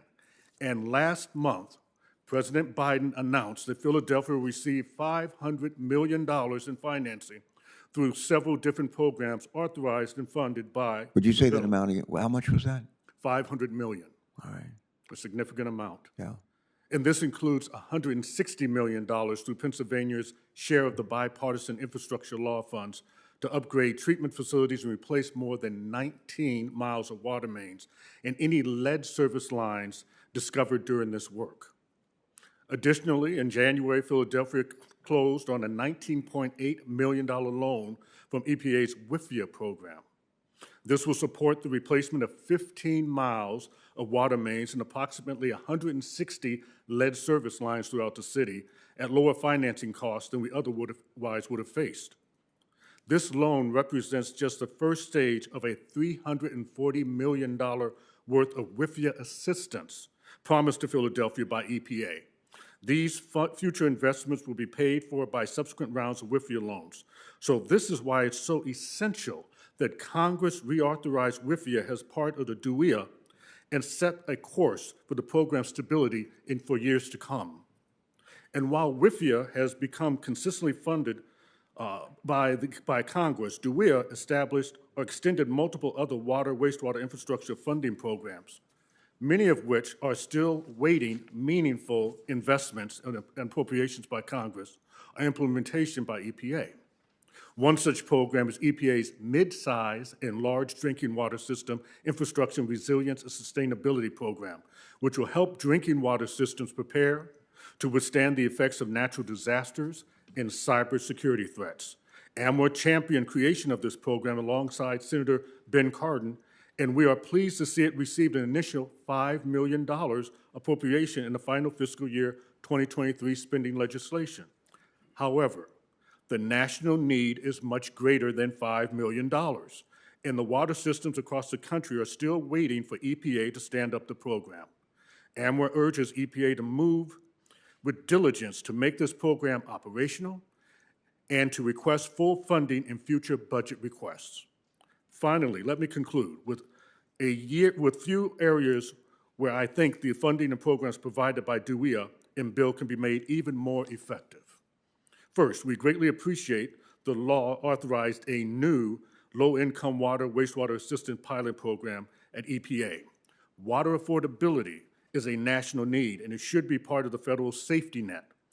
AMWA urges EPA to quickly complete its required national water affordability needs assessment so that the pilot program can be funded and put to work. We would also appreciate more clarity and consistency in relation to which communities are eligible to receive additional subsidized SRF funding provided by the bill. EPA has specified that this is available to disadvantaged communities. But due to several factors, Philadelphia Water cannot assess grants or principal forgiveness through the Penn-Vest State Revolving Fund, most prominently due to the affordability methodology used. This means that the loans currently being provided through the bill funding will have to be repaid through higher water bills in Philadelphia and other communities facing similar hurdles. AMWA would be interested in working to establish clear and consistent baseline standards to ensure low-income populations can benefit from this aid, no matter what size community they are in. Again, I thank you for the opportunity to testify before you today. AMER was honored to work with the committee on development of the infrastructure legislation, and the Philadelphia Water Department is proud to be among its first recipients. I have submitted my full statement for the record, and I'm happy to answer any questions you may have. That's great. We're going to hear from the other witnesses, and I'll come back and ask some questions. Thanks again for your presence, and thank you again for your testimony today. Thank you, sir. All right. Tom Sigmund, the Executive Director of NEW, N-E-W, New Water. What is NEW? Is that an acronym? It can be for several things, either Northeast Wisconsin or new in that we take wastewater and provide a new product, which are resource recovery and clean water. All right, good. Executive Director, a regional clean water utility in Green Bay, Wisconsin. One of the most exciting exhibition football games I ever saw was in Green Bay. And you'd have thought they were playing for the Super Bowl. It was in August, but they were so pumped. Is that the one you played in? That's the one I should have played in. I don't think so. But Mr. Sigmund, you are recognized to give your statement. Thanks a lot for joining us and for what you do. Take it away. Chairman Carper, Ranking Member Capito, and members of the committee, I appreciate the opportunity to appear at today's hearing. Again, my name is Tom Sigmund. I serve as President of the Board of Directors of the National Association of Clean Water Agencies, and I'm also Executive Director at New Water, the brand of the Green Bay Metropolitan Sewerage District in Green Bay, Wisconsin, where I've been since 2007. New Water is a regional clean water utility providing wholesale conveyance and treatment services to 238,000 people across 15 municipalities in Northeast Wisconsin. We have 101 employees, an annual budget of $49 million, and maintain a 20-year capital improvement plan of $470 million in 2021 dollars. Our utility views the material sent to its facilities as a valuable resource to be recovered and reused, and we are committed to continued improvement in the watershed. For over 50 years, NACWA has represented public wastewater and stormwater agencies nationwide and that are on the front lines of public health and environmental protection. Our unique and growing network of 350 public agency members works to ensure public utilities have the tools necessary to provide affordable and sustainable clean water for all. As part of that mission, NACWA has long advocated for the federal government to recommit to a full and reliable partnership with local communities to invest in and build critical water infrastructure. In this country, local customers and ratepayers have paid for the overwhelming majority of investment in water and sewer infrastructure. Not surprisingly, the costs of providing clean and safe water have been growing for years, and by extension, rates have been also increasing to meet this cost. This can be a significant hardship for many in our communities, and those of us responsible for setting or influencing rates take this very seriously. The historic water infrastructure investments in WEA and IIJA, which is commonly referred to as the Bipartisan Infrastructure Law, or bill, can offer much-needed help to local governments working to juggle these dynamics.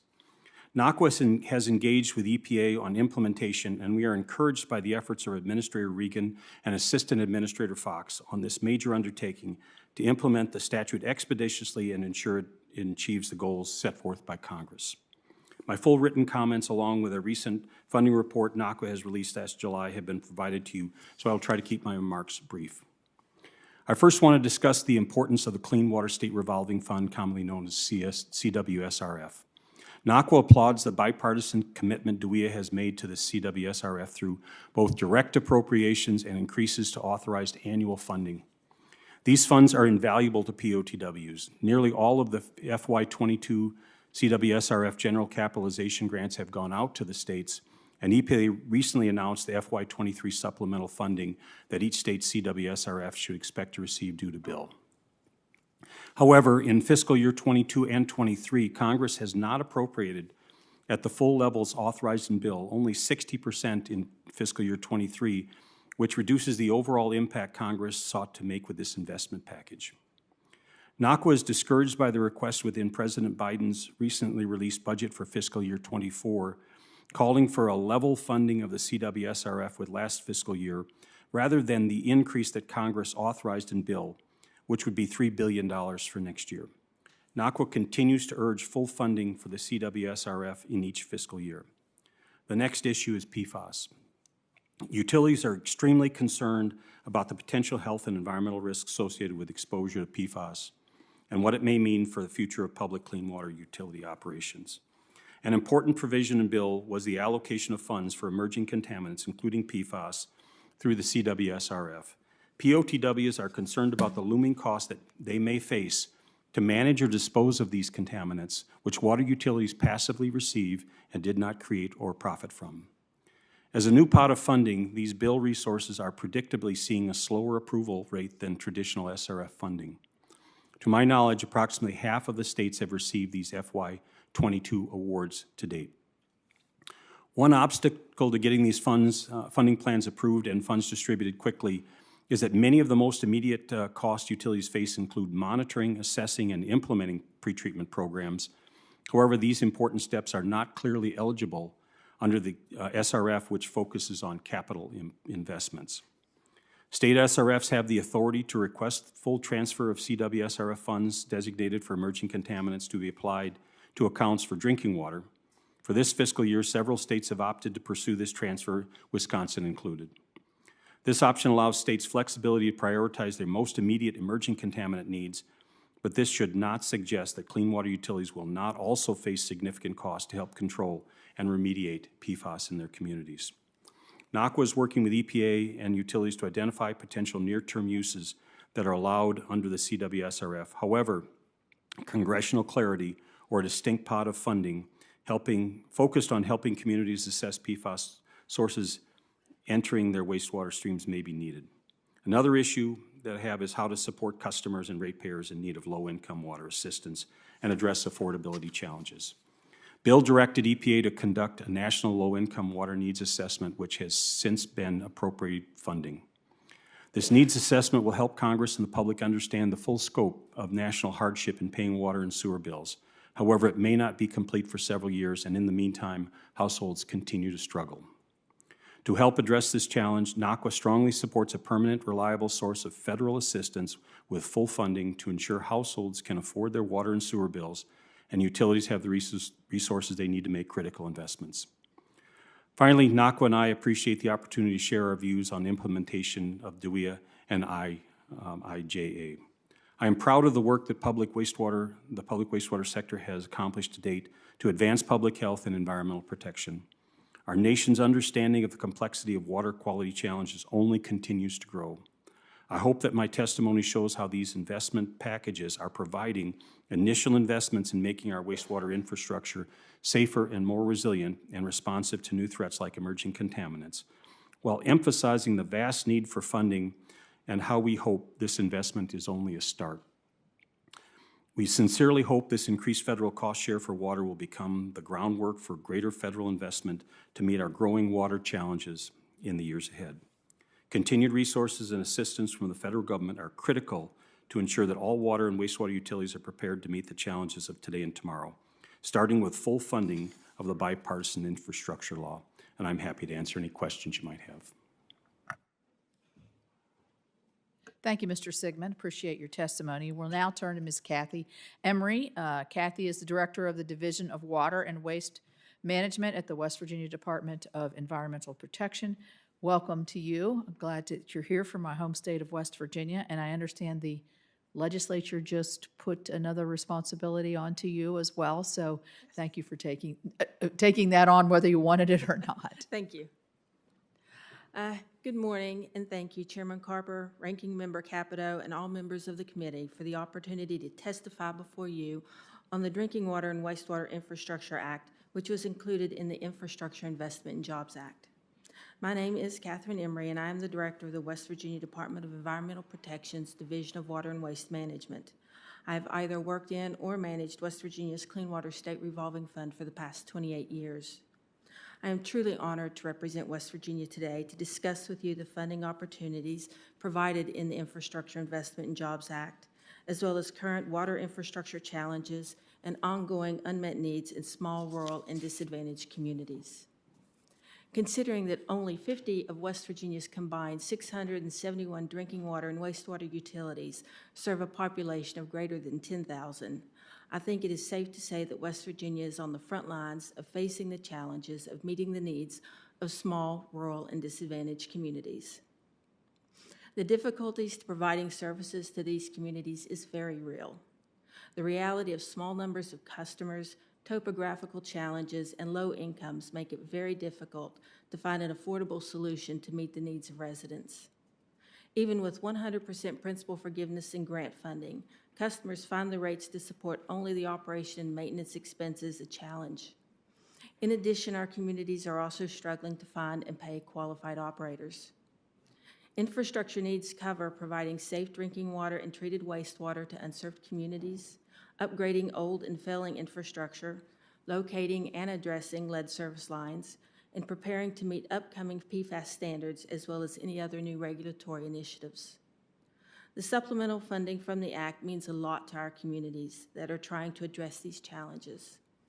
For example, the number of applicants for our project priority list jumped from 101 to 175 in the Clean Water SRF and from 29 to 157 in the Drinking Water SRF, as our communities are preparing to take full advantage of this historic opportunity. West Virginia has been utilizing multiple approaches to address these issues. Co-funding and collaboration with other funding agencies and providing technical assistance are some of the tools that we're using to fully utilize all available state and federal dollars to provide safe drinking water and treated wastewater to as many citizens as possible. With that being said, I ask for your consideration of a few suggestions to help us be even more effective in funding projects to meet the intent of the Act. The most effective part of the SRF programs is the flexibility to tailor the programs to meet individual state needs. States must have the ability to determine their own definition of disadvantage and develop their own priority criteria to best meet the needs of the citizens of their states. Each of the changes and new initiatives crafted within the Act also need to maintain that flexibility. As you can see from my written testimony, there are several suggestions for additional flexibility that, if provided, can help states maximize the utilization of this funding to fit their individual situations. It has been my experience that when working with small utilities and communities without access to adequate water and wastewater infrastructure, situations and needs arise that have never really been contemplated. That is why it is so critical that we be very cautious about writing policies and guidance documents that limit the abilities of the SRFs and other funding agencies to adapt to changing needs. The one-size-fits-all approach doesn't work when trying to apply solutions that work for large existing utilities to communities trying to either improve or provide service to, at most, hundreds of customers. Thank you again for allowing me the opportunity to discuss these issues with you today. The problem is always finding a sustainable and affordable solution to communities with small numbers of customers, and the funding provided through this Act will help us to address this problem with many disadvantaged and unserved areas. Thank you. Thank you, Ms. Emery, and thank all three of you. We are the reason it looks kind of blank up here. We're in the middle of a vote.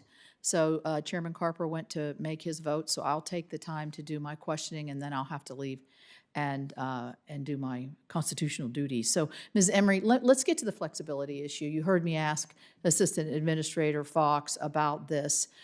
There was a January 6th memo that EPA put out, a guidance memo, that encouraged and sort of sought to impose some EPA's priorities in selecting community investments. And this is what I was trying to say to her is exactly what you said much better in your statement. Leave us the flexibility to do what we want and what we know is best for our communities as we tailor them. What kind of challenges and concerns do you have that this EPA guidance may be trying to rein in some of your flexibility? I am a little concerned by that memo. It was a bit of a surprise. I do want to start off by saying that, this past year, we had a lot of conversations with EPA Region 3. They are an excellent funding partner with West Virginia. They were asking questions about have we evaluated our affordability criteria, the prioritization criteria. EPA's guidance had a lot of suggestions for states to consider, and we did take advantage of those suggestions, and we did make adjustments in our intended use plan.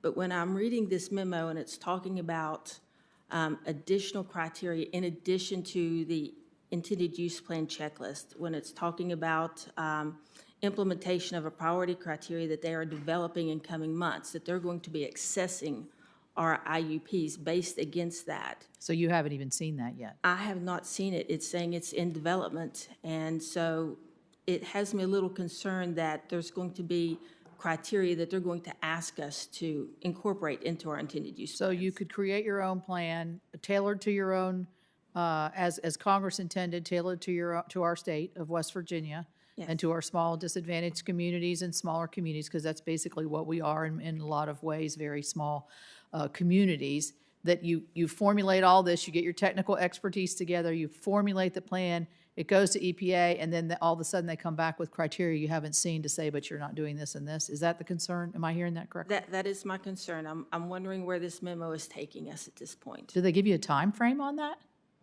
No, I do have, a list of questions. It's in the memo. We're set up to have a conversation with Region 3. But like I said, I have not seen whatever this priority criteria is that they're supposed to establish. Mr. Sigmund, are you hearing this around, across the country, same issue? I'm not familiar with the most recent. Our experience with the State of Wisconsin Clean Water Fund has been very positive, and that's been over the last year.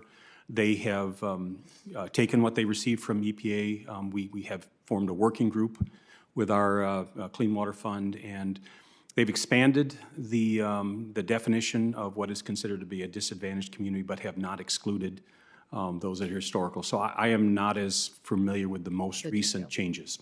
Okay, thank you. Ms. Emery, I think you and I can talk about it. I thought it was interesting that Senator Lummis talked about leakage of water out of small systems. We know that's a huge issue for us. We have some lead. We know that was discovered in the north central part of the state and is probably more predominant in other areas of the state. What do you think our biggest challenge, specific to our state, in water infrastructure is for these small and rural? Is it going to be the testing for PFAS as we see it come through, the destruction of PFAS? What are we going to do with it when we get it? How are we going to replace our filters? I'm naming some of the things, if you could see it from your perspective. I think the primary thing is affordability and sustainability for our communities. When you are talking For the about systems or the individuals or both? Yes, for Okay. all of the above. In addition to just what we're talking about in maintaining existing infrastructure, extending sewer services out to other communities, other areas. Now we're trying to assess the PFAS situation in West Virginia. Where is it? Where is the contamination coming from?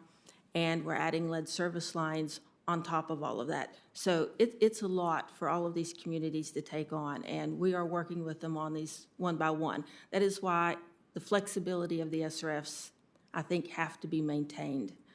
Our communities, some of the more rural disadvantaged, trying to gather enough grant funding and debt forgiveness to support just the projects they have because they can't sustain debt service.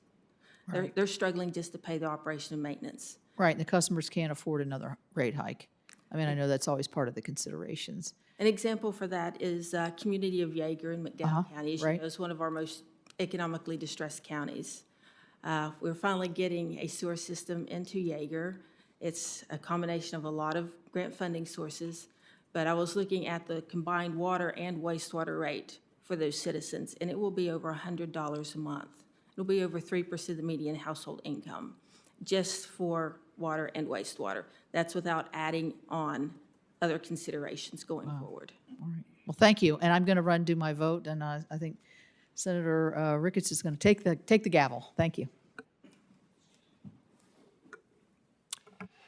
Thank you very much.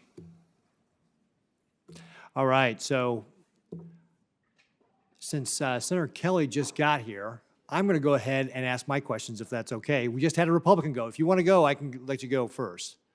I'm ready if you are okay with that, Senator. Then I will let you go. All right. So, good morning. Still got a couple minutes. Good morning, everybody. Thank you for being here.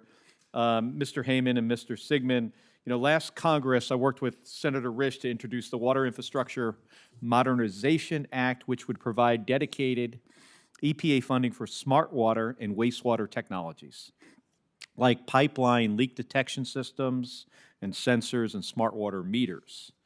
And we're hoping to reintroduce this legislation again and see progress made on the legislation during this Congress. So for both of you, can you both speak to how your systems use smart water technologies to reduce water loss and improve system efficiencies, and how would additional federal resources such as through the Water Infrastructure Modernization Act help water and wastewater systems further deploy these technologies? I'll gladly take that question, Senator. It is important that as a water utility that we keep evolving. And one of the main things we have to do is use technology to our advantage and do it in a way that is economically feasible. Affordability is a big issue, but when we're able to use technology in the big picture to develop a system that is responsible to our customers, we're doing what is the right thing to do. Now, as far as smart technology, we have AMI, the Automated Meter Infrastructure Program, where we're able to get real-time information about your water usage. So you can go to the app, go to the website, and look and see what is my bill. So what happens in that situation, instead of having a running pipe, let's say a broken toilet, that you're not aware of in the basement and your bill is going up, you'll be able to go to the site and you'll see what your bill is. And that means, I think information truly is power and allows you to be more economically feasible, more sensible in how you're handling your household economics. But the bottom line, too, is also we have systems that allow us to hear leaks in pipes. We had a situation where there was a leakage, we couldn't find it. We used the technology, we're working still to pinpoint it, but we're a lot closer than we were before. So the use of technology is important, and the funding is imperative, because all of the things we want to do cost. And we're dealing in a situation where rates are getting higher and higher and becoming to a level of not being sustainable for many in our communities. And so any monies that we're able to receive to allow us to assist the customer and to allow us to keep our rates low or not to increase at all is beneficial to the entire community. Do you have any examples of, like, percentage-wise or gallons or acre-feet of water that a specific investment has resulted in? Like any anecdotal example? I would have to go back and supplement the record after the hearing on that, but I must say that the AMI process of being able to have real-time information is truly important, and it's revolutionary in Philadelphia, because what's happening is that people can monitor their water usage, they can monitor if there's a leak in their pipe.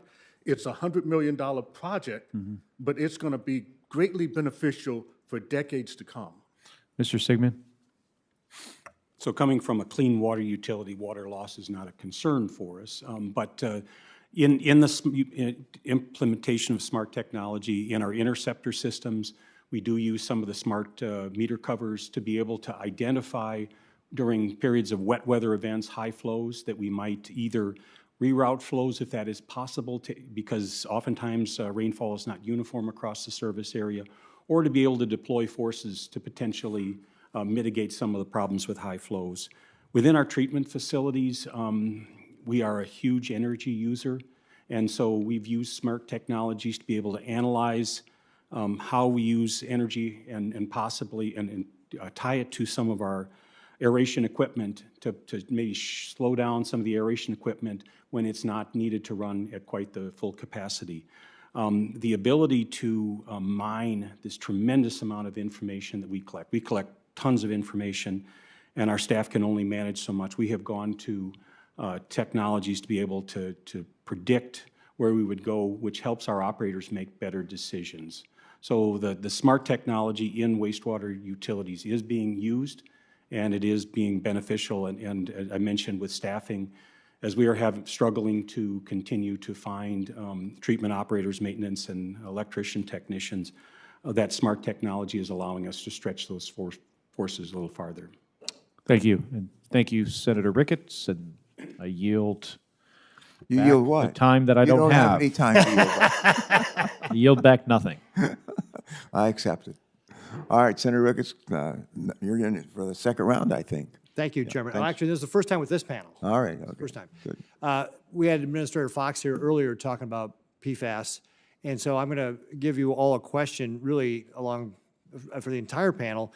What types of tools would be helpful in addressing the impacts to water infrastructure that, especially I'm concerned particularly about rural communities, when it comes to PFAS, and what are some of the tools that you've seen that are going to be helpful as we go through this rulemaking to be able to make sure communities can comply? So just whichever one wants you to start first. Do you want to start, Mr. Heyman? Well, with PFAS, I think a couple of things. One, it's important that we understand what are we looking at, that we understand what the numbers are. We're going to be receiving a lot of new data on PFAS, so it's important that we work closely with the scientists and engineers to see what does that really mean. The other part of it is that anything that we do with PFAS is going to be an additional cost. It's going to be an additional burden to the ratepayer. And so it's going to be imperative that we receive some funding to assist us in making sure that we're not putting upon the ratepayer a burden that they can't carry or additional bills that they'd have to cover. Basically, though, I would say that we're going to have to work with our engineers to evaluate it, to make sure we have the machinery to do it. Now, I have to say this, and I'm very proud of Philadelphia. We're often on the cutting edge, and on this issue, we're on the cutting edge of evaluating PFAS. We have been doing that voluntarily for over a year, and we have been putting the information that we find on our website. And also, too, we have been transparent. And I think, too, that's going to be a major part of being successful as a water utility in this country, that we cannot go back to how we operated in 1950s, 1960s. There's a need to be transparent, and we have done that as far as releasing information and keeping the public informed. So I think we have to make sure we have the machinery we need and the equipment we need to analyze it. We have to understand what we're looking at, and then we have to be transparent as far as releasing information and educating the public on what we have. And so do you have an idea of how much, just ballpark, what it's going to cost to be able to do that? I don't know, and in all honesty, the law just changed, or the requirements just changed yesterday. It is now 4 parts per trillion. Before, it was in Philadelphia, I think it was about 14 parts per trillion. So we're going to have to evaluate it and make decisions as we go forward. Great, thank you. Mr. Sigmund? So we are just in the process of starting an evaluation, data collection and evaluation process for PFAS in our system. We're expecting to spend between our utility and working with our significant industrial dischargers who we believe might discharge PFAS, probably in the vicinity of $100,000 to $200,000 a year for the testing and the analysis. So that's going to be the first step for us to try to understand where this is coming from. That testing process is not easy. The analysis process is not inexpensive, so that's a big part of it. One thing I wanted to mention, probably the biggest concern for myself as a utility, is CERCLA in terms of from PFAS.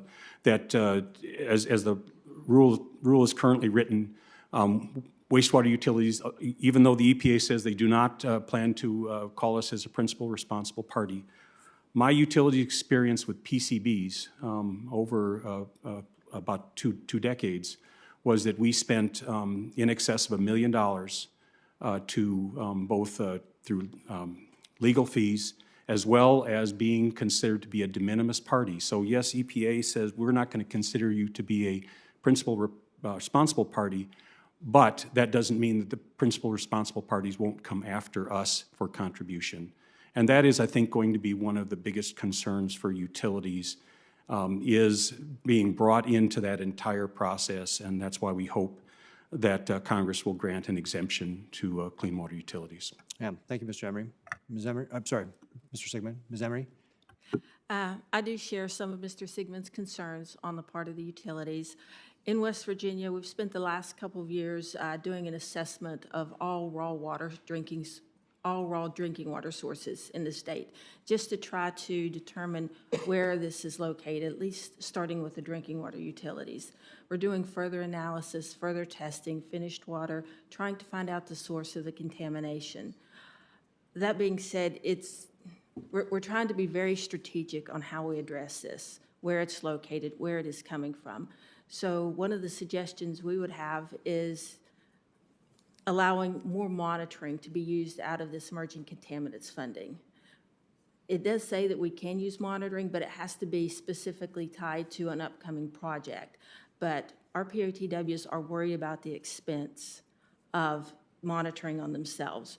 So the flexibility to use this funding to do just monitoring and studies, just to figure out the realm of the problem we have, would be very beneficial. Great. Thank you. Mr. Chairman? Senator Ricketts, that's it for you, my friend.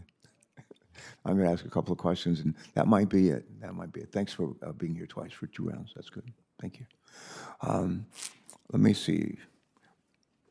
I've got 3 questions. We have 3 panelists. I'm going to ask each of you a question.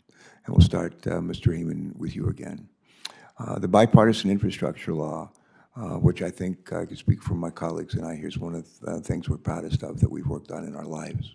And it was a great bipartisan triumph with the leadership of the President, Democrats and Republicans. But bipartisan infrastructure law provided more than $11 billion to the Drinking Water State Revolving Loan Fund over 5 years. The law also dictates that some 49% of each state's annual funding allocation, this is a quote, shall be used by the state to provide grants, forgiveness of principal, or a combination of both, close quote. Whether a project is eligible for grant from the SRF as opposed to a loan is determined by each state's own rules on the subject. Some of the state-determined affordability criteria, however, prevent large cities like Philadelphia from being able to receive grants for loan forgiveness for water infrastructure projects that would benefit low-income, disadvantaged, and minority communities living within a larger metropolitan area. Here's my question. Has Philadelphia had trouble accessing the grant funding provided for in the bipartisan infrastructure law? And what kind of projects do you think these grant funds could support if the affordability criteria was changed? Go ahead.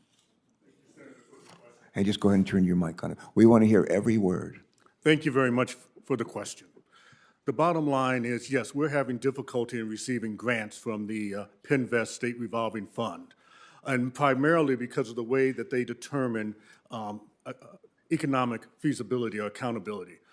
Basically, what they're saying is that our rates are too low, and what's happening is they're looking at what the people are able to pay across the entire board, and while there might be one area that is richer than another, that throws or skews the numbers, and as a result, despite the size of Philadelphia, despite being the largest, one of the largest poorest cities in the country, we're in a situation where we're not able to obtain the grants. And as a result, we receive loans, and those loans then put a burden on the customer because those loans have to be repaid. Now, let me also add your second part, if I may, answer your second part. You may. When you stated that there is, what projects could we do? Oh, there's a plethora of projects that we have. As I said earlier, our engineers are smart and they have tons of projects that we could work on. One of them is our water revitalization program that is going to turn around and have 400 projects that allow us to rebuild our water plants, our transmission mains, and make sure that we have the tunnels that we need to transport redundancy and transport the water across from different water utility parts. And so in the end, there are pipes that can be replaced, there are plants that can be repaired, there are a number of projects that we would use the monies for. And again, grants are better than the loans because they do not place an economic responsibility on the customer down the road. They don't have to be repaid. Good, thank you. My second question, Mr. Sigmund. According to a report by the National Association of Clean Water Agencies and the Association of Metropolitan Water Agencies, it is estimated that drinking water and wastewater utilities will need an additional $448 billion, with a B, $448 billion to $944 billion between now and 2050 to make their systems more resilient to extreme weather events.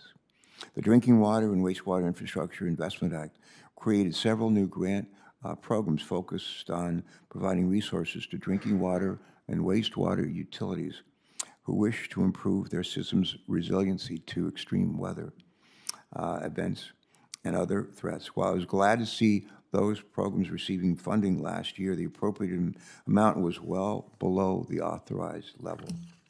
Here's my question. Do you think it's important for Congress to fully fund the resiliency programs created in the Drinking Water and Wastewater Infrastructure Act? And how would those programs be used to address specific problems caused by climate change?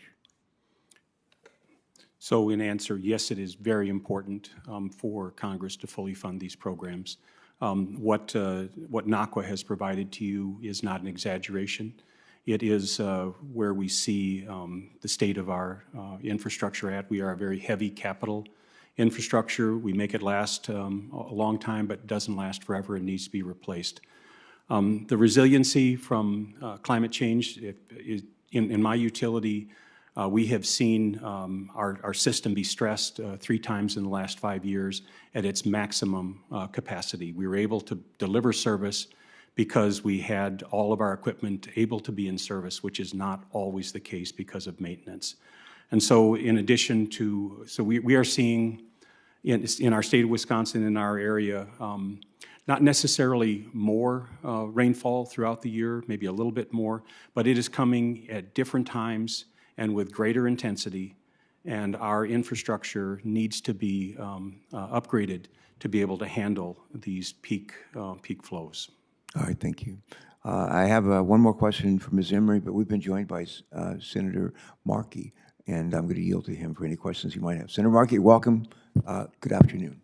Thank you, Mr. Chairman. Thank you for Have you voted both twice? I have voted, yes. Right. I have already voted. And have you voted? Just once. Okay, beautiful. Me too. So thank you. Thank you all so much. In 2021, a malicious actor hacked into a water treatment facility in Florida and increased the level of lye, an ingredient used in soap and fertilizer, in the water by over 11,000%. Fortunately, an operator noticed the intrusion, and that attack was a wake-up call. Strengthening the security of our clean water and wastewater systems is a complex task, but it starts with information. And that's why the Water Information Sharing and Analysis Center, or Water ISAC, is so important. Mr. Heyman, can you briefly explain to the committee the benefits of Water ISAC for water utilities, information sharing for utilities? Your microphone, yes. The old adage that information is power comes to mind. Basically, the Water ISAC, by being a member with that organization, information regarding cybersecurity or weather issues, climate change issues, all come to one depository. So it's gathered, it's analyzed, it's distributed, and it ends up helping those who are members of it and be able to make analysis and make the right decisions. After the recent train derailment in East Palestine, Ohio, Water ISAC disseminated a bevy of information to nearby communities about risks to water quality and protective actions they could take. So it really gives them real-time information, and again, information is power. Thank you. Absolutely. Last week, I introduced the Water System Threat Preparedness and Resilience Act, which would provide funding for clean water and wastewater utilities to become members of Water ISAC. My legislation fills the critical funding gap for small water utilities to join this critical information sharing network and helps expand access to essential resources. Mr. Heyman, do you agree that Congress should pass the legislation so that we should increase the information sharing? Smaller utilities gain access to this information as well? Absolutely. Absolutely, because the more organizations are able to have access to it, the better we are able to protect the health and safety of everyone. Yeah. So these small water agencies, they deserve that Absolutely. same kind of information. Because often they're left out, and they need it the most. And so anything that opens up that door of opportunity, we should do. Exactly. And what we just saw in East Palestine is a small community that had a terrible disaster. Absolutely. And so we don't need small water systems left out because they serve populations that could have the same kind of catastrophic circumstances. So thank you for protecting our infrastructure. Samuel Taylor Coleridge, he, in a poem, said, "Water, water everywhere, but not a drop to drink." And Coleridge was right. We all have a thirst for clean and safe drinking water, yet too many Americans go without access to it. In the wake of aging pipes and monitoring systems nationwide, small and disadvantaged communities face additional barriers to safe drinking water without the support needed to overcome them. Communities of color are 40% more likely to have drinking water systems that consistently fail to meet safety standards in our country. And to address that clog in the system, in 2019, I introduced the CLEAR Act, legislation to provide more support for disadvantaged communities with additional financial assistance for new provisions allowing communities to purchase filters or higher technical expertise. And I was very glad to see these key provisions included in the bipartisan infrastructure law.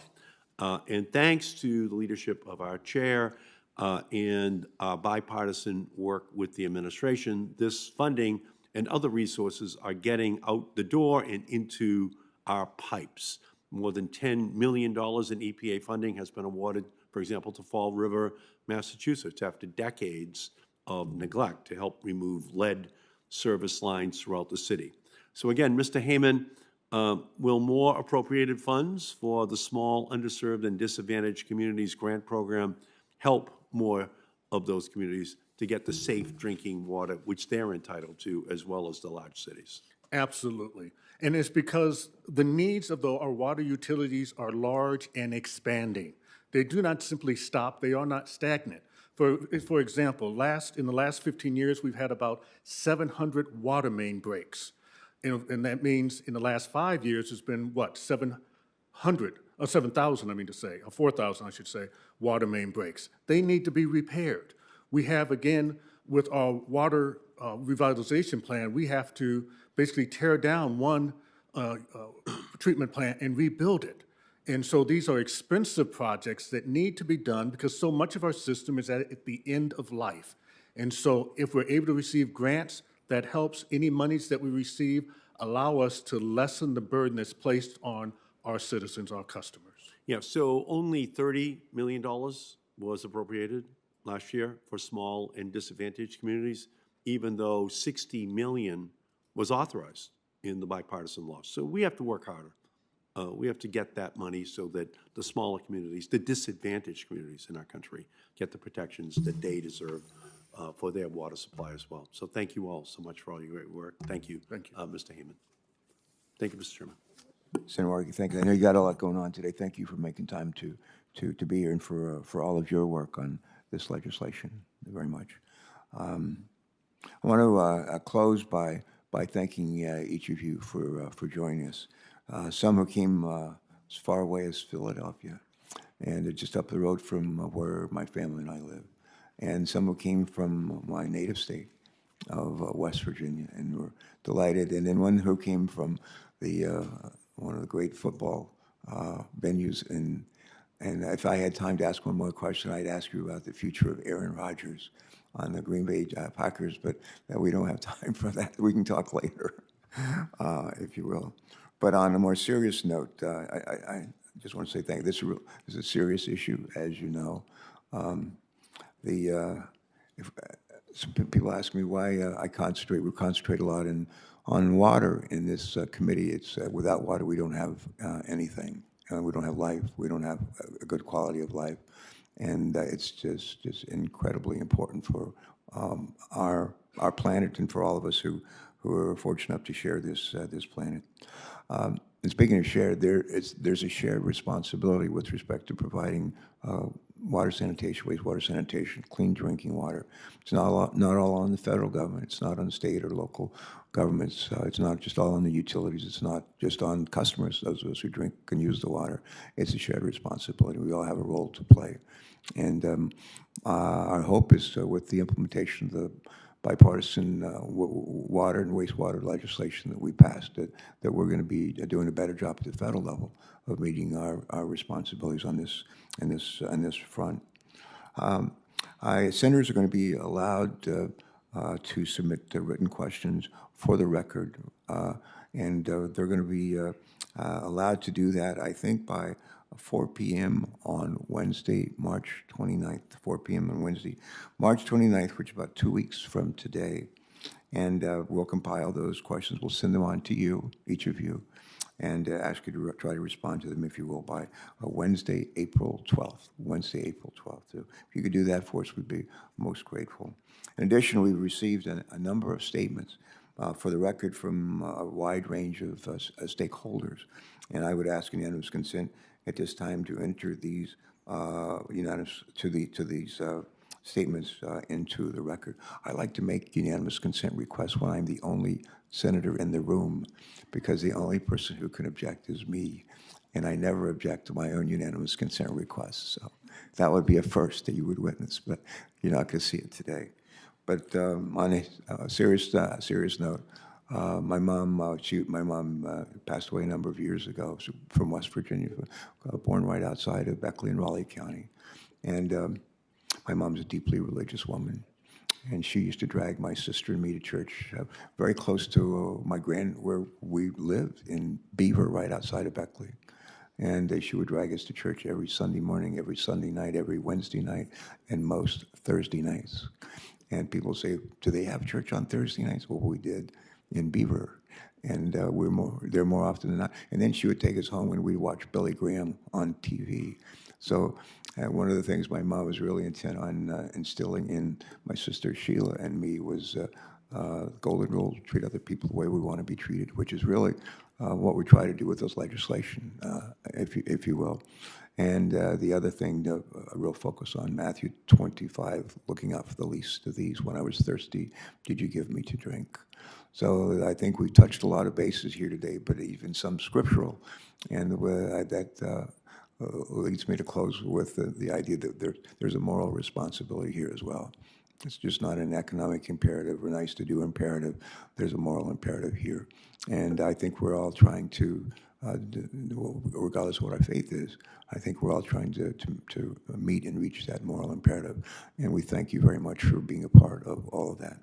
And with that, I look forward to seeing, well, at least one of you up in Philadelphia, and another back in West Virginia. And I'm going to have to maybe go to another Packers football game. But I will never forget that spring training game. I've been to a bunch of Eagles games over the years. I thought those fans were pretty rabid, but not nearly as excited as the folks who were in Green Bay at an exhibition game. And with that, I think it's a wrap. With that, it's a wrap. We're adjourned. Thank you all very much.